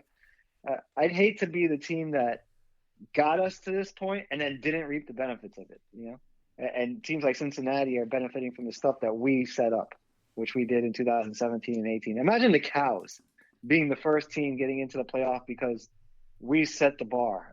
We got close enough, and then now they're reaping the benefits of it. That would just kill me. And Cincinnati is just another one of those teams that I don't like in the conference. Yeah, if they do, like I said, if they do beat us and they do go undefeated, I will root for them in the playoffs because that would be good for us in the future. If they get into the playoff and then win a game or win the whole thing, that'd be great. But to root for them now, saying we don't have a shot, so we might as well start rooting for them now, I'm not with that at all. Yeah, the only thing it gets us is more revenue share money, right? Because if they get to a bowl game, I think they got to split some of that with us in the conference. So in a cash-strapped year like right now, I guess they'd get us some additional revenue. But again, I don't know what that gets us long term. So again, I wanted them to be undefeated, come in the bounce house and lose. If for some reason they escape from that game, without a blemish, then yeah, sure, I guess I wouldn't be opposed to rooting for them moving forward. But I don't necessarily think I don't want that happening at the expense of us giving away a game. I want us to beat them and take that away from them.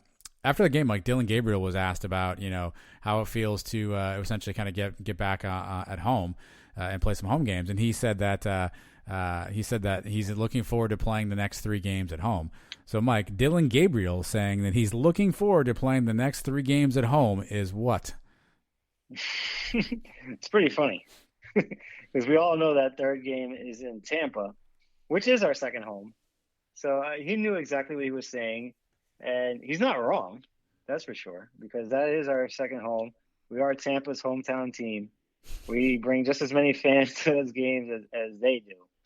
But it's pretty funny, and that's something you expect to say about your rival. That's all in fun. They would say the same crap about us if they were dominating us for the last few years, even though they don't bring as many fans over here. But they'd find some kind of remark to make about us, to take a shot at us. And it's all in good fun now. Between rivals, I like it. I like what he said. Yeah, I think it is something that shows his personality. I think he's got a little bit of that hypoism at the podium, right? And so that was kind of a funny little quip from him. We get one of those every now and again. You can see he lets his personality come out a little bit. I thought that was a fun look into sort of his personality and kind of how he thinks. And despite the fact that the Cows are not having a good year, it's still a game that everyone kind of knows is coming up, and they're still circled on their calendar, and they can't wait to play it. And obviously, being his second year here, he doesn't really know the Cows as a rival. We beat him pretty good last year, and he's seen the game film, right? But he hasn't really been through an experience where it's a 2017 game or 2016 game or 50 or 64-12, that kind of stuff. So it just goes to show he at least understands the history and the lineage of those two teams, and that's cool when he takes the past and is able to add himself into it and wants to add on to that UCF over the Cows legacy. As long as he backs it up, I have no problem with this. Because remember early in the season, he came out and said we're the best team in Florida, and then we came out and lost the next two games. So as long as he backs it up, you can make as many jokes about the Cows as you want. As long as he goes in there, throws his 6 touchdowns, and we beat him, by a good 40, 50 points, then I'm fine with it. All right, what do you got? A last one? Yeah. The best Halloween candy of all time is blank. Jesus, all time. Wow.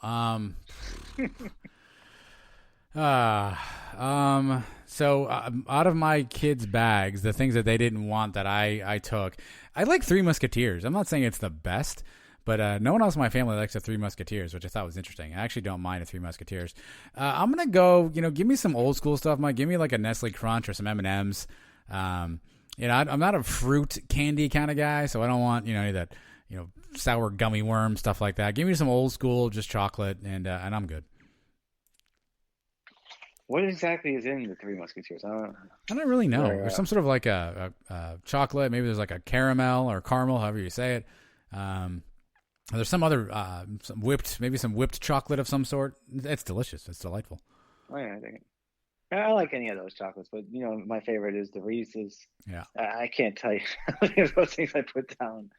I had 4 of them before I started the show today. Okay. Twixes are pretty good. Yeah. Twixes are all right. That's a good one. Anything, even the Snickers. I can get down with some Snickers. A lot of the chocolate, you're right. M&Ms are good. But the actual, the gummy candy, I could do without that stuff. I don't really need it. Yeah, Starburst, all that stuff. It's not terrible, but it's just not, it's not my go. Skittles are okay. Just not my go-to. So, then my last one's actually Halloween too. So in the spirit of Halloween, Mike, the scariest thing for UCF going forward is what?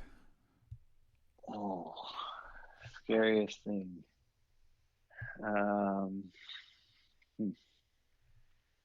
Whether or not we can play consistently or not. Yeah. How we finish this season. We've divided the season up into 3 parts. We have 3 games and a bye week, 3 games and a bye week. Now we got the final 3 games. So far in the first 2 turns around, we went 2-1 and 2-1. I want to finish this thing 3-0, consistently playing good football all around. We've seen now for the last 2 weeks playing good complementary football, offense and defense. Can we keep it going, man? Nothing says we can't win 5 games in a row. We just won 25 in a row not too long ago. We win 1 next week. That's called a winning streak. It has happened before. Let's finish this thing the way we know how, not the way we started the season, up and down, up and down. I've had enough of that stuff. Killer Major League reference, by the way. So I actually wrote inconsistency down as well, because I do think that is that's the scariest thing. Is we talked about it off the top. We haven't seemed to put together a complete game just yet. Either the offense plays really well and the defense struggles. The defense plays well and the offense struggles. The offense plays okay and defense is okay, but special teams sucks. We haven't quite figured out how to put it together, as Heupel would say, in all 3 phases of the game. And so we need to see that, right? We have 3 games left of the year for us to be able to make this a reality. And I would argue that 2 of these 3 games are obviously the biggest games in our schedule right now, right? With Cincinnati being an opportunity to put ourselves back on the national map, and then a rivalry game with the Cows. 2 of these 3 games are big games for us. And games we should be prepared for, we should be motivated for, we should be mentally ready to go in and play. Some people say, okay, well, you're get up to play Tulane and blah blah blah, but these are last 2 games are 2 big ones, and let's not overlook Temple. You never know, anything can happen on any given Saturday. So it's inconsistency. And can we buffer out that inconsistency for the final 3 games? And who the heck knows, Mike? There are still scenarios that exist that allow us to get into the American Conference Championship. The American released their sort of schedule today. I think the game was December 19th, Mike, if I have that right. Yep. And they said that the game will be played by the 2 teams that have the best winning percentage. So not that that's anything kind of new or different, but I don't know that we had a ton of clarity on that. And the home team will be the team with the best winning percentage. Now, there's a catch to that, because if Cincinnati all of a sudden gets COVIDed and doesn't play another game for the rest of the year, in theory they would have the best winning percentage. So I don't know how some of that stuff works, but there are still scenarios that allow us the ability to concede a sliver of hope for a championship berth, however slim they might be. Mike, they do still exist. A 3-way tie is not out of the realm of possibility. And even if you read the fine print here, if we were in a 3-way tie with Memphis and Tulsa, you would think that we do not even stand a chance. But the way it works out, Memphis and Tulsa don't play each other. So it's not a true round robin thing. And neither one of those teams beat both of the other 2. So that doesn't even knock us out. It would go down to the next tiebreaker, which would be highest ranked team. And if we beat Cincinnati, I got to think we're very close to being ranked. We win the next 2 games, I think we're back in the rankings, including a win against a top 10 Cincinnati team. I think we're right back in there in the high 20s. We just need a little bit more help. We need SMU to lose a game somewhere to get them the second loss, and we'd be tied with them too. Houston, one more loss, so you get them the second loss. We have the tiebreaker head-to-head with them. It's possible to have a 4-team tie there for that second spot, and once that happens, we may find ourselves in the championship game. But even if we don't, there's still a lot to play for. Like you said, a top 10 Cincinnati win and a rivalry win. It can set things up nicely for the end of the season. We get back in the rankings, set us up for next year. And this year we kind of throw away, but next year you got Dylan Gabriel coming back for his 3rd year, the Heisman campaign, and hopefully a young defense now that's getting a lot of experience. And anything is possible for the next season. All right, we got a couple of we put a little Twitter thing out asking for questions. We got a couple questions or hot takes in here, Mike. This is kind of a replay. I think we had this one a few weeks back. This is from Brian W. Peterson. He says, Culpepper, Schneider, Bortles, and Milton. Is Dylan Gabriel the best QB UCF has ever had? I think you answered this last time as KZ. Am I right? Yeah, still it's McKenzie for now. But this kid is on pace to do incredible things. He's already got 50 touchdowns, and he's not even through his 2nd year yet.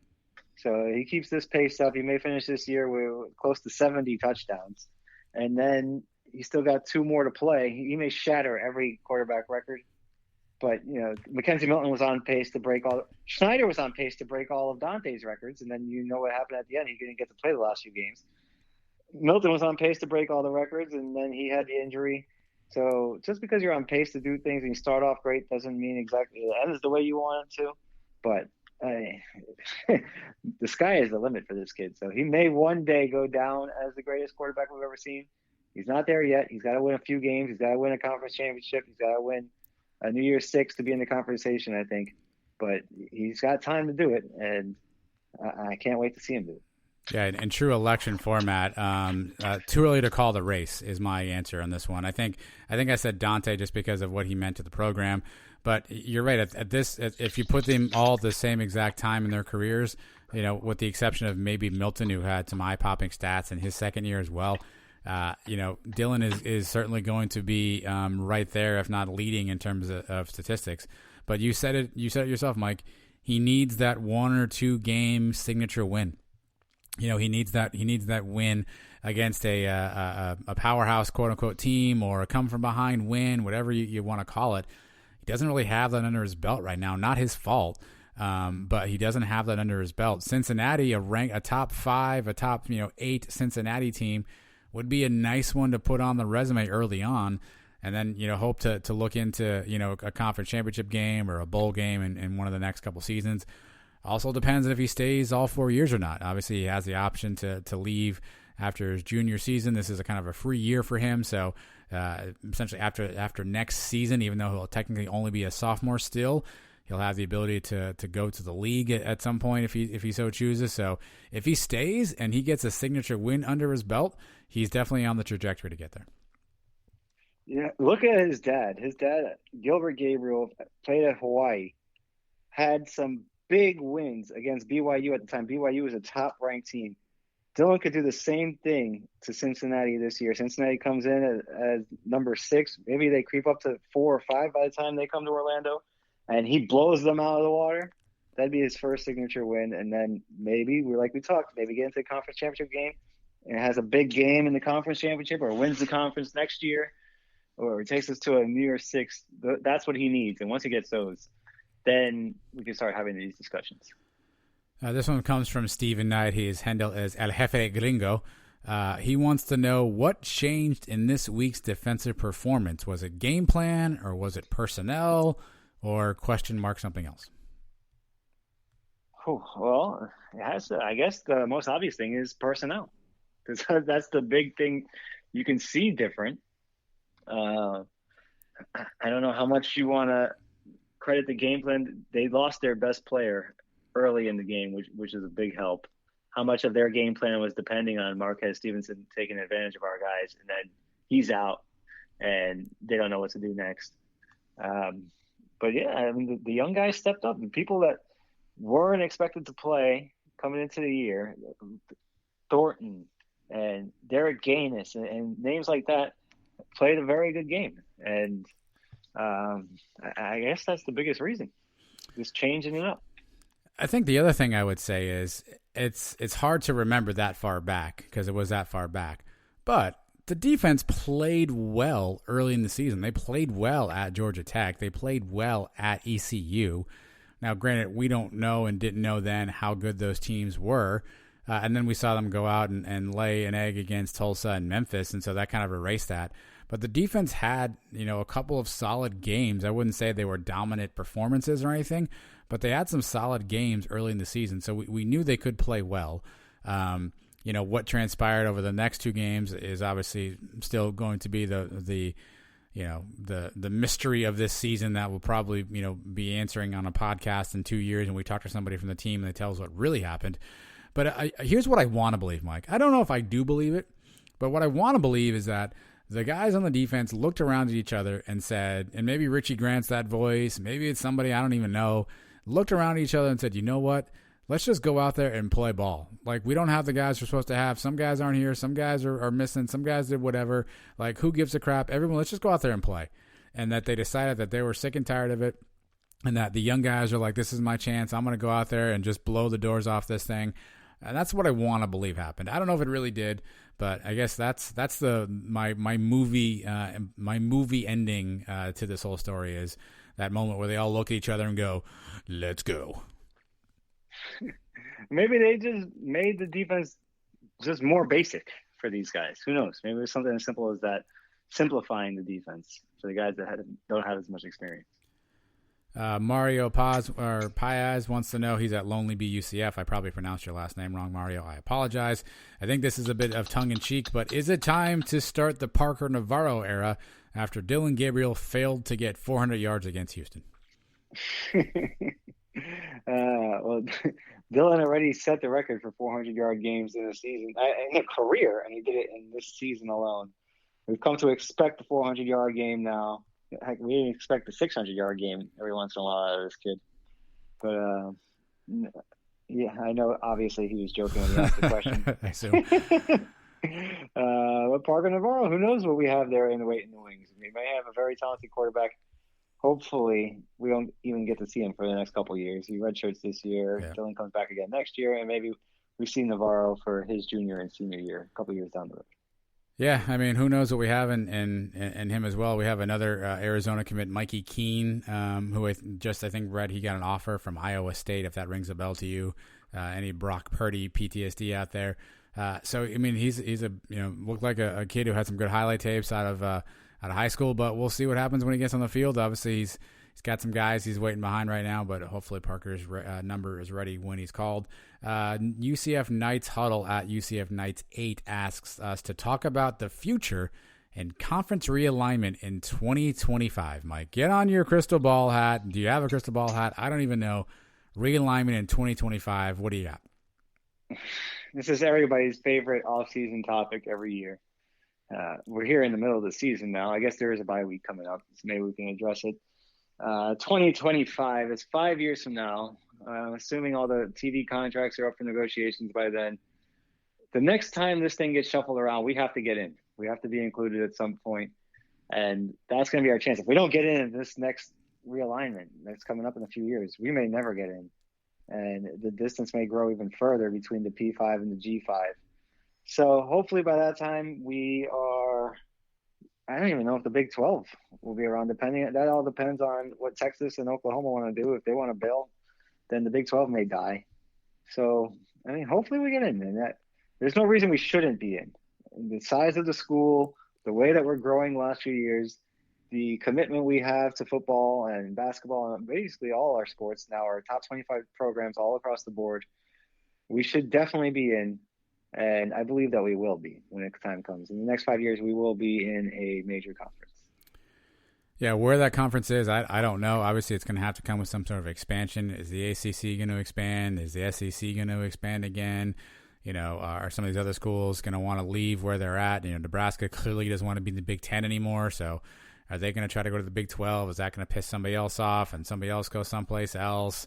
I don't think anybody's kicking anybody out anytime soon, but does a program drop football that maybe isn't doing as well in it? I mean, there's a whole bunch of stuff.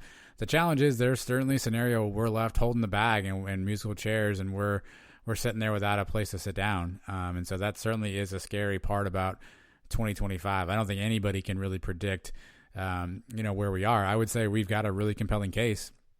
If we're going into a courtroom and we're arguing a case of why we belong in a P5 conference, I think we've got a strong argument, but a lot of the things are going to sort of be out of our control. So what we can't control is continuing to build and win and do the things we have to do and build facilities and donations and then take care of business on the field. We can have all the beautiful facilities, but if we're a fifth place American Conference team come 2024, yeesh, that might not be good. And then lastly, Mike, I'm not sure how to take this question here, but this is from Laz Lopez. He's at Laz Lopez 5. Where the heck is Announcer Girl missing the star of the show? You would know better than me, but I think what it came down to was when you guys were in California, the times were obviously a lot different. We were recording this. It was late for me, but it was early for you. And I guess she was able to help out. And now, with the times that we're recording now, she may be sleeping. Am I right? Probably pretty close to sleeping, if not already asleep at that point. Yeah. Although she only came in for a certain segment, and we could have recorded that earlier. I don't really know what happened to Announcer Girl. She just, I think we had soccer practices back in the day, and she just wasn't available. She was picking kids up or whatever, or dropping somebody off, and then, and she kind of fell out of the show. So, I guess if you guys want her back, we can work her back in. I forget what she did exactly. I think she introduced a segment or two, or she did the headlines. She read the headlines. This show's been through a lot of iterations, by the way. We do a lot of, we stick for some for like 10 episodes and we change our mind. So I will certainly inquire about Announcer Girl. Her schedule's free. She's not a lot going on. So I'll see if we can drag her in for a special appearance in the coming weeks. Your family, so I was getting on my family. Your family has made several appearances on the pregame show. My family has not even once bothered. I don't think they know I even do a pregame show. So I've been asking them like, hey, do you guys want to pop in, say hello? And so far, no takers. What do you tell them you're doing for an hour before the game? I think they think I'm taking a nap or I'm talking to myself. I don't really think they know what's going on. Announcer Girl did say she tuned into a few of them and watched a little bit and then, tuned off, and that was that. My 13-year-old doesn't, she's just in her room with the door closed. And my little guy, he's usually outside playing, so that no one really knows what's happening. But I've invited them, so not a lot of participation in the members of my household.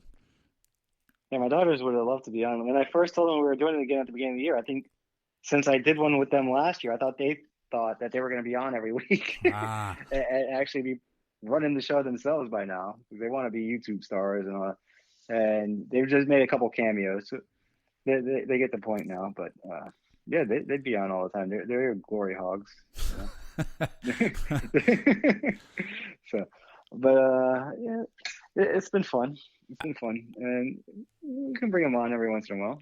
I think when Jeff Godfrey stands us up, I think I could do the show from my living room, and my family wouldn't make any effort to be a part of it. Although I did hear a little secret rumor. I heard my wife and daughter talking about something where they may try to crash an episode in the coming future. So I don't know if that's true or not. I heard some whispers about it, so we'll see if that comes to fruition. But I will certainly speak to the announcer girl and let her know that the fans are asking for her to return. Speaking of people who will return, we will return after this little break here, and Mike will tell you how he did on his weekly picks. You should not go anywhere. Sons of UCF, right back after this.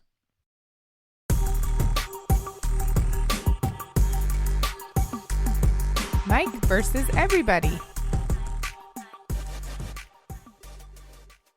It's time to go over the picks. Each week, UCF Mike scours the books to come up with little nuggets here and there, and he will pick some games. Usually he sticks to games that have some sort of a UCF tie-in or impact, and we've also got a little pool tracker situation where you can go on each week and you can put your picks in and play against everybody else. Crappy prizes to be won at the end of the year. But before we go into Mike's picks for this upcoming week, let's do the week in review. Mike, how did we fare? I'm telling you, I may be the best prognosticator around. Another winning week, 2-1 again, which is commonplace around these parts. I won the East Carolina-Tulsa game. That was an easy cover. East Carolina was getting 17, 18 points. They almost won that game. Tulane and Temple, I won that one. Tulane won easily. The one game I lost was Cincinnati and Memphis. Cincinnati beat Memphis up pretty good. I did not see that one coming. So for the season now, 12-8-2 for a 60% win percentage. And in the pool tracker, I actually only went 2-3 this week on the pool tracker, and that's my own fault because I told you I switched the UCF game. I had UCF. I switched it to Houston on Saturday morning. Bringing my record there to 27-18, 9 games over 500, also a 60% winning percentage. So doing pretty well on these picks. If you're picking along with me now, I'm winning you some money so far this year. Well, you can thank Mike. Maybe take some of that money and buy a green screen, damn it. All right, so that's where we are. And now we have to look ahead. Are you still leading in the pool tracker? I actually made my picks this week for the first time in like a month, I think. Are you still leading in the pool tracker? Yeah, I am tied with the same guy. We've been tied now for at least 3 weeks. This guy, UCF 87. He's just been matching me week for week now. And a couple other people are creeping up. So like I said, I went 2-3 this week. Our friend UCF MSU Clemson, she's in second place. Only, I think, 3 picks behind. She has 24 correct ones. We're at 27. So a couple of people tied at 24 and then starts dwindling down from there. But we're getting close now. We only have... Well, I guess we'll do picks this week. We'll do them bye weeks. So we got about 4 weeks of picks left. So it's still time to take over there in the pool tracker. And we're going to have some cool prizes for the winner. We'll get something out there. But I'm going to win it for bragging rights anyway, just so everybody that listens to the show knows I am the best at picking these games. Wow. All right. Well, humility aside, you've got games to pick this upcoming week. So... Where's your head at as you head into, I don't know, what is this, week 7, week 8, week 9? I can't keep track. All right. Well, as you know, I'm nothing without the music. So if you don't play the music, I can't promise anything. So hit the music now. Done. And we'll get going with game number 1. Tulsa is a 10.5-point favorite at Navy.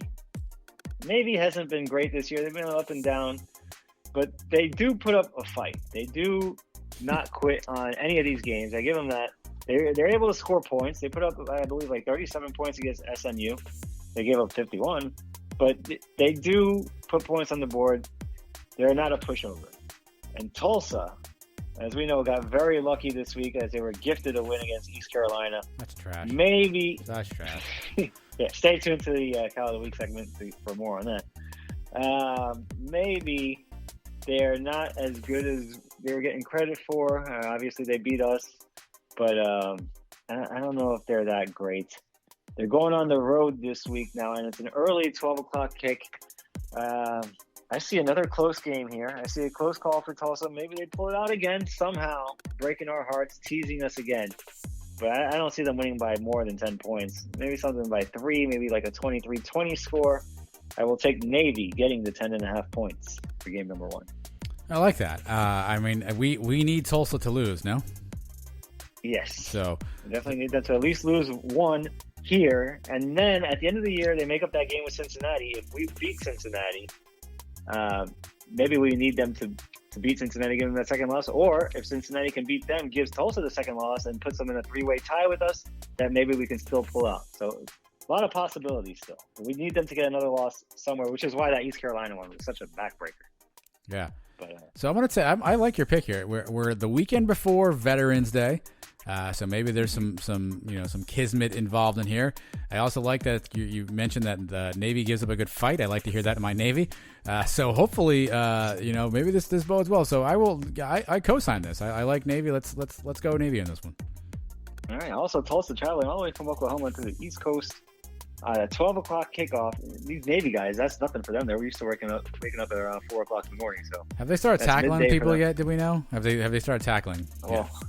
I don't know how well they're tackling. Okay. I think they give up 50+ points to SMU. All right. Well. I see this more of a running game between both teams. I don't think anybody's putting up 40+ in this one. I see it as more of a low-scoring running battle. Alrighty. So take Navy with the points. Game number 2, the Cows, 17.5-point underdogs at Memphis. This was interesting. The line opened at 19 points, and I don't know why. People see something here, and it dropped to 17.5. That was a little weird for me. I don't know why that would happen. The Cows are coming off a bye following the beatdown they took to Tulsa. Memphis just got smacked around by Cincinnati this past week. It was a big game for them, and they did not show up for it. The best way to recover from a beating like that is get to play the Cows and get things all straightened out a little bit. I think the Cows are in for a horrendous end to a horrendous season. I see them giving up maybe 200 points in these last 4 games. They've got Memphis, Houston, Navy, and then the UCF game. 200 points is not out of the possibility. I think Memphis puts up 50+ on them. I think we do. Houston got something for them. This is another noon game. It's in Memphis. I think the Tigers score early and often. 56-10. Memphis covers the 17.5 easily over the Cows. Yeah, I have no reason to suspect the Cows have any business here. I mean, the only thing you face when you get the Cows is just complacency because it's the Cows and you know it's the Cows and you're kind of like, yeah, no big deal. So that's the only thing that maybe runs in here, but I think Memphis handles them easily. All right, I have no reason to believe the Cows even going to show up to this game. All right, game number 3, Houston, 13.5-point underdogs at Cincinnati.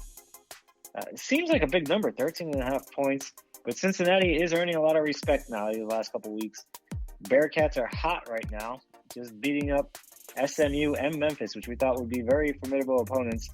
Not close games at all.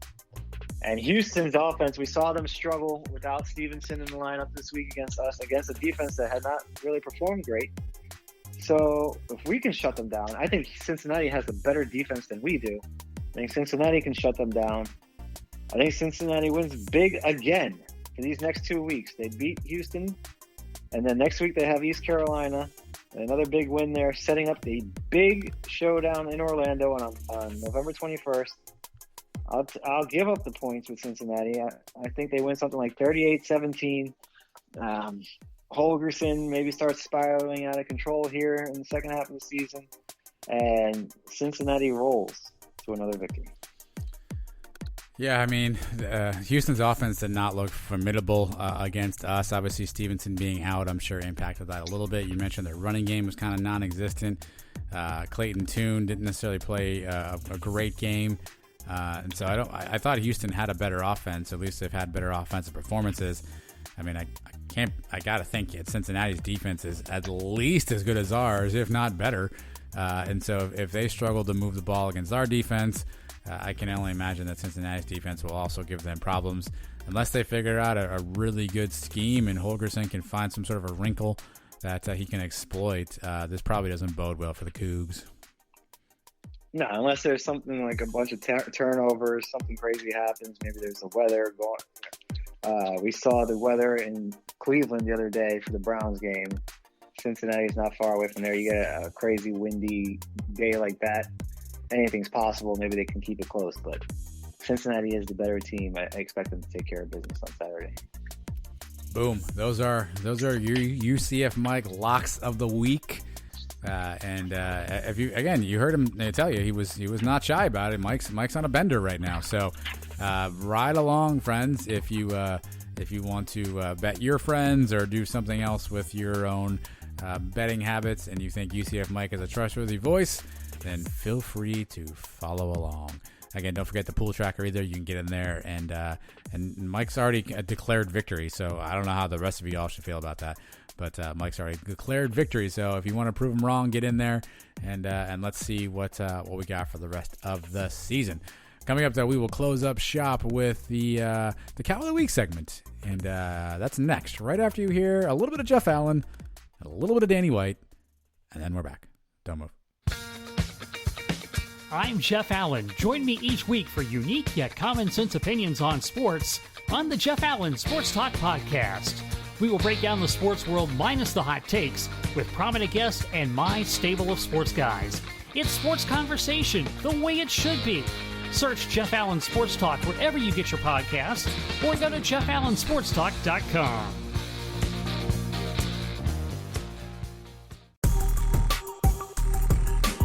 This is UCF Athletic Director Danny White, and if you don't want to be the Cow of the Week, you need to listen to Adam and Mike on the Sons of UCF. Charge on. Go Knights. All right, Cow of the Week time. Before we get Cow of the Week, Mike, we talked about this briefly. I want to touch on it again here. Just want to extend our gratitude to everybody who tuned in and watched us as we tried something new last week with the UCF 20-year anniversary of the big victory over Alabama.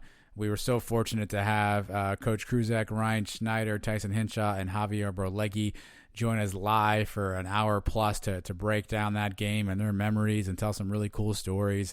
And a lot of folks were able to tune in and see that. We got a lot of nice notes from people who enjoyed that, particularly for the folks who've been around UCF for a long time. So just want to extend our gratitude to everybody who watched that and listened to it in the audio podcast form.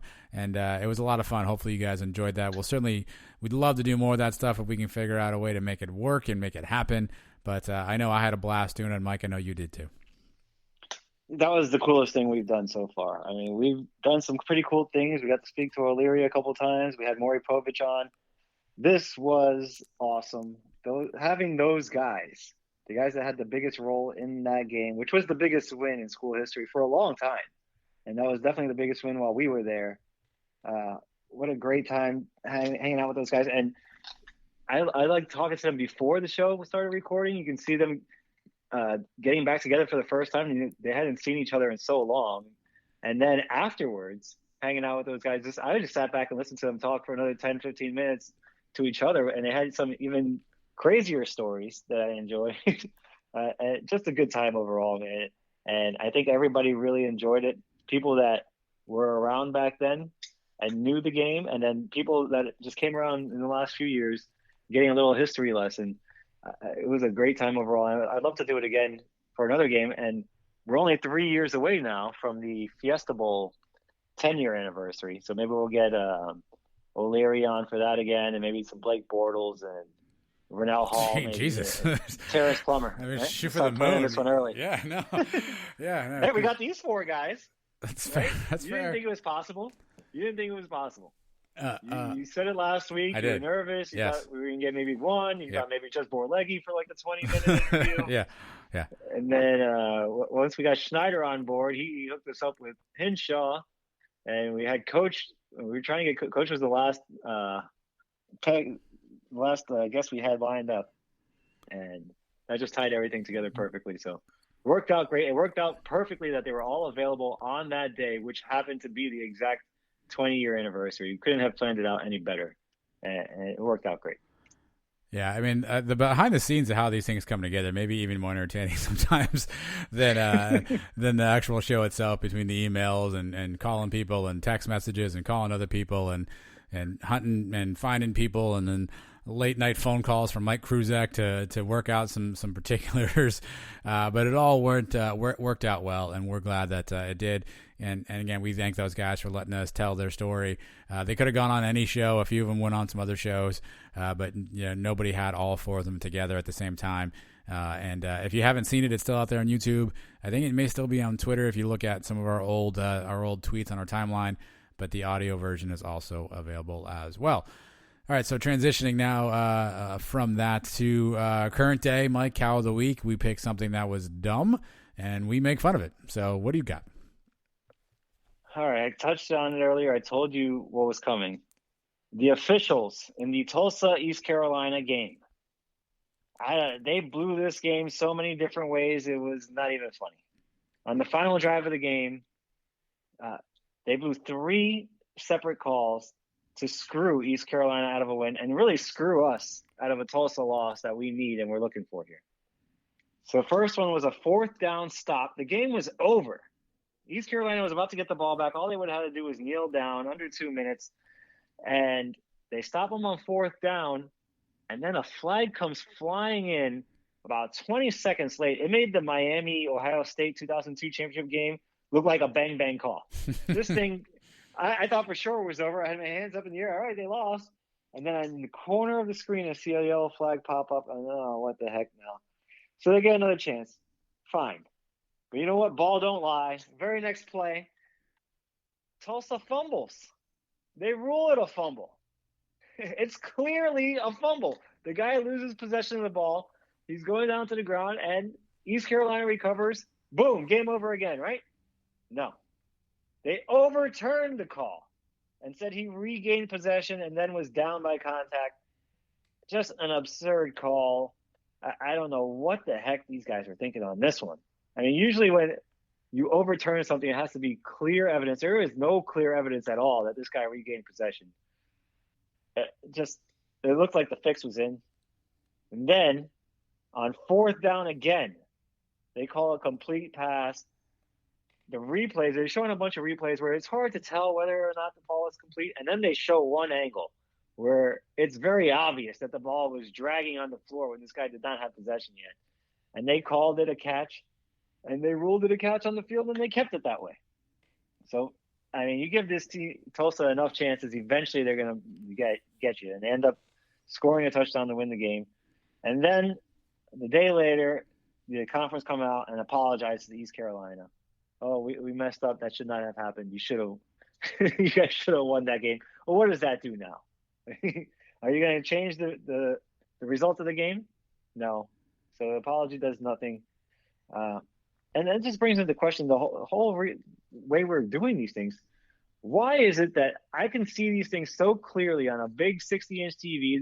The announcers are watching it on their monitors. They see it perfectly clear that these calls should be going one way. And then you got the ref watching the replays on these little 4-inch monitors on the sideline.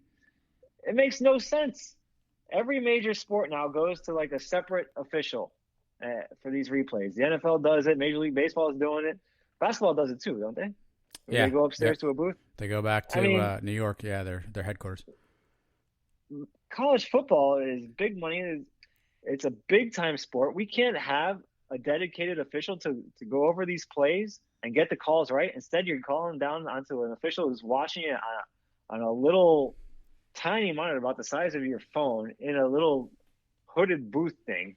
Where during day games, there's got to be glare coming out. It can't be that clear of a screen. And yet this is still what we're doing in 2020 to decide football games. It's ridiculous. The officials are Cal of the Week. The whole process is Cal of the Week. And it just angered me because it's something that we needed a Tulsa loss and we didn't get it. And we should have had at least one. Yeah, I think, there's a booth review, right? I don't know if there's somebody in a booth someplace or something on some of these, but they need to go to the old XFL or the last XFL iteration where they mic'd up the guy in the booth. And you got to hear the conversation take place between the official and the replay person, whoever that person is, and you got to hear what the reasoning was behind the call, right? Because maybe there's some weird rule nuance that we're not aware of. In this case, there wasn't, by the way, but I'll give them a benefit of the doubt. Maybe there's some weird nuance of a rule that we don't know about. But the only way to do this is to make it transparent, and so mic up these people and let it be broadcast. All right, and that's the only way to hold. Like you're at this point, like, what's the accountability for the officials? Do they get docked a game check? Do they have to miss next week's game? I understand people are human and people make mistakes, and that's part of the game is the human element. But then let's be transparent about what the calls were and what was said, and we do all the stuff to protect the officials, and so that there's no criticism. You can't criticize them afterwards, or you get fined like Lane Kiffin does. And so basically, you just have to just sit there and take it. And so I say, mic these guys up. Let's hear the conversation. And if people are wrong, then everyone will kind of know what it is, and it'll be the court of public opinion. And if they're right, then maybe we all learn something. Well, if you mic them up, you might hear Oresco in these guys' ears saying, "We need Tulsa to stay undefeated." Yeah, then you might, and then you kind of know what you're dealing with. Again, it's kind of the same thing I said about hypo. When you don't know what's going on, you get to make your own facts. You get to make up your own interpretation of what it is. So, because we don't know what the heck is happening, you're like, hey, I don't know what happened here. I assume this happened and this happened. So, someone should just tell us what happened. Yeah, that would be cool if we could actually hear what was going on. But everything's a big secret. You got one guy in the booth on the field making the call, which is just dumb. Let's get it up to send it over to headquarters, wherever you want the headquarters to be, and have a dedicated team watching all these games and making the correct calls. Yeah, it shouldn't be that hard. To your point, if you can see it at home, then there's no reason why it can't be observed when you're at stadium and you're there as well. So I've got my Cal of the Week, Mike. It is a guy by the name of Javon Wims. Do you know who that is? Yeah, the guy that was throwing punches. Yeah, so Javon Wims, wide receiver for the Bears. I don't know what happened. He got in some little of a brouhaha with a member of the Saints defense, and he came up from behind him and sort of tapped him on the shoulder. The guy turned around and he snatched his chain off his neck, and then he proceeds to hit him with two quick rights, Mike. Two just good, solid right hands. The only problem was the dude in the Saints was wearing a helmet. And the guy throwing the punches, Javon Wims, obviously was using his bare hand, and then a melee ensued, and people got on top of each other, and blah blah blah blah blah. And this Wims was ejected, and then we found out today he's been suspended for 2 games. So Javon Wims, my Cal of the Week they look like 2 really solid rights, Mike. If only the guy didn't have a helmet on, I think he could have done some damage there. Yeah, this guy didn't end up breaking any fingers or break his hand or anything like that. I don't think so, not that I've seen, but. Well, who the heck knows? Then. Yeah, who the heck knows? I mean, I don't know. Like, if you're mad at somebody, like tackle the guy on the ground. Like, I don't know why you throw 2 punches to his face when he's got a helmet on. I think he went to Georgia, if I have that right. He's from Miami, so not that means anything, but who the heck knows? So Javon Wims for punching a guy in the face twice with a helmet on. My Cal of the Week. Yeah, and I could have gone with Dan Mullen too for inciting a fight of his own with the Gators. He looked like he wanted to fight any people more than anybody else on his team. And then going into the tunnel at halftime, he goes in and he comes back out and he starts doing the hypo pump up the crowd move like he's a WWE wrestler. I don't know what's wrong with this guy. Every week is something with Dan Mullen, where he's saying he wants a packed house, and then he's saying this week that he's mad that they can't practice on Tuesday because everybody is off for election day. Yeah. And now he's getting fights with Missouri on the sideline. There was something else too. He came out dressed as Darth Vader in the post-game press conference. He couldn't understand a word he was saying. All right, second bye week of the season.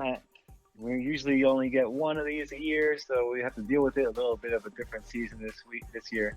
But we'll be keeping track of the other games in the conference, and maybe we get a couple games to break our way. Maybe we get a Tulsa loss in there. Maybe we get another Memphis loss or an SMU loss, something to go our way. And it's still possible. The season is not over yet, so a lot of things to look forward to. And we get to relax a little bit, take a week off, and we'll be back ready to go for the final 3 games of the season. Yeah, everybody enjoy the weekend. We will be back with episode 106 next week here, only on the Sons of UCF. Until then, everybody have a great weekend. Go Knights. Charge on.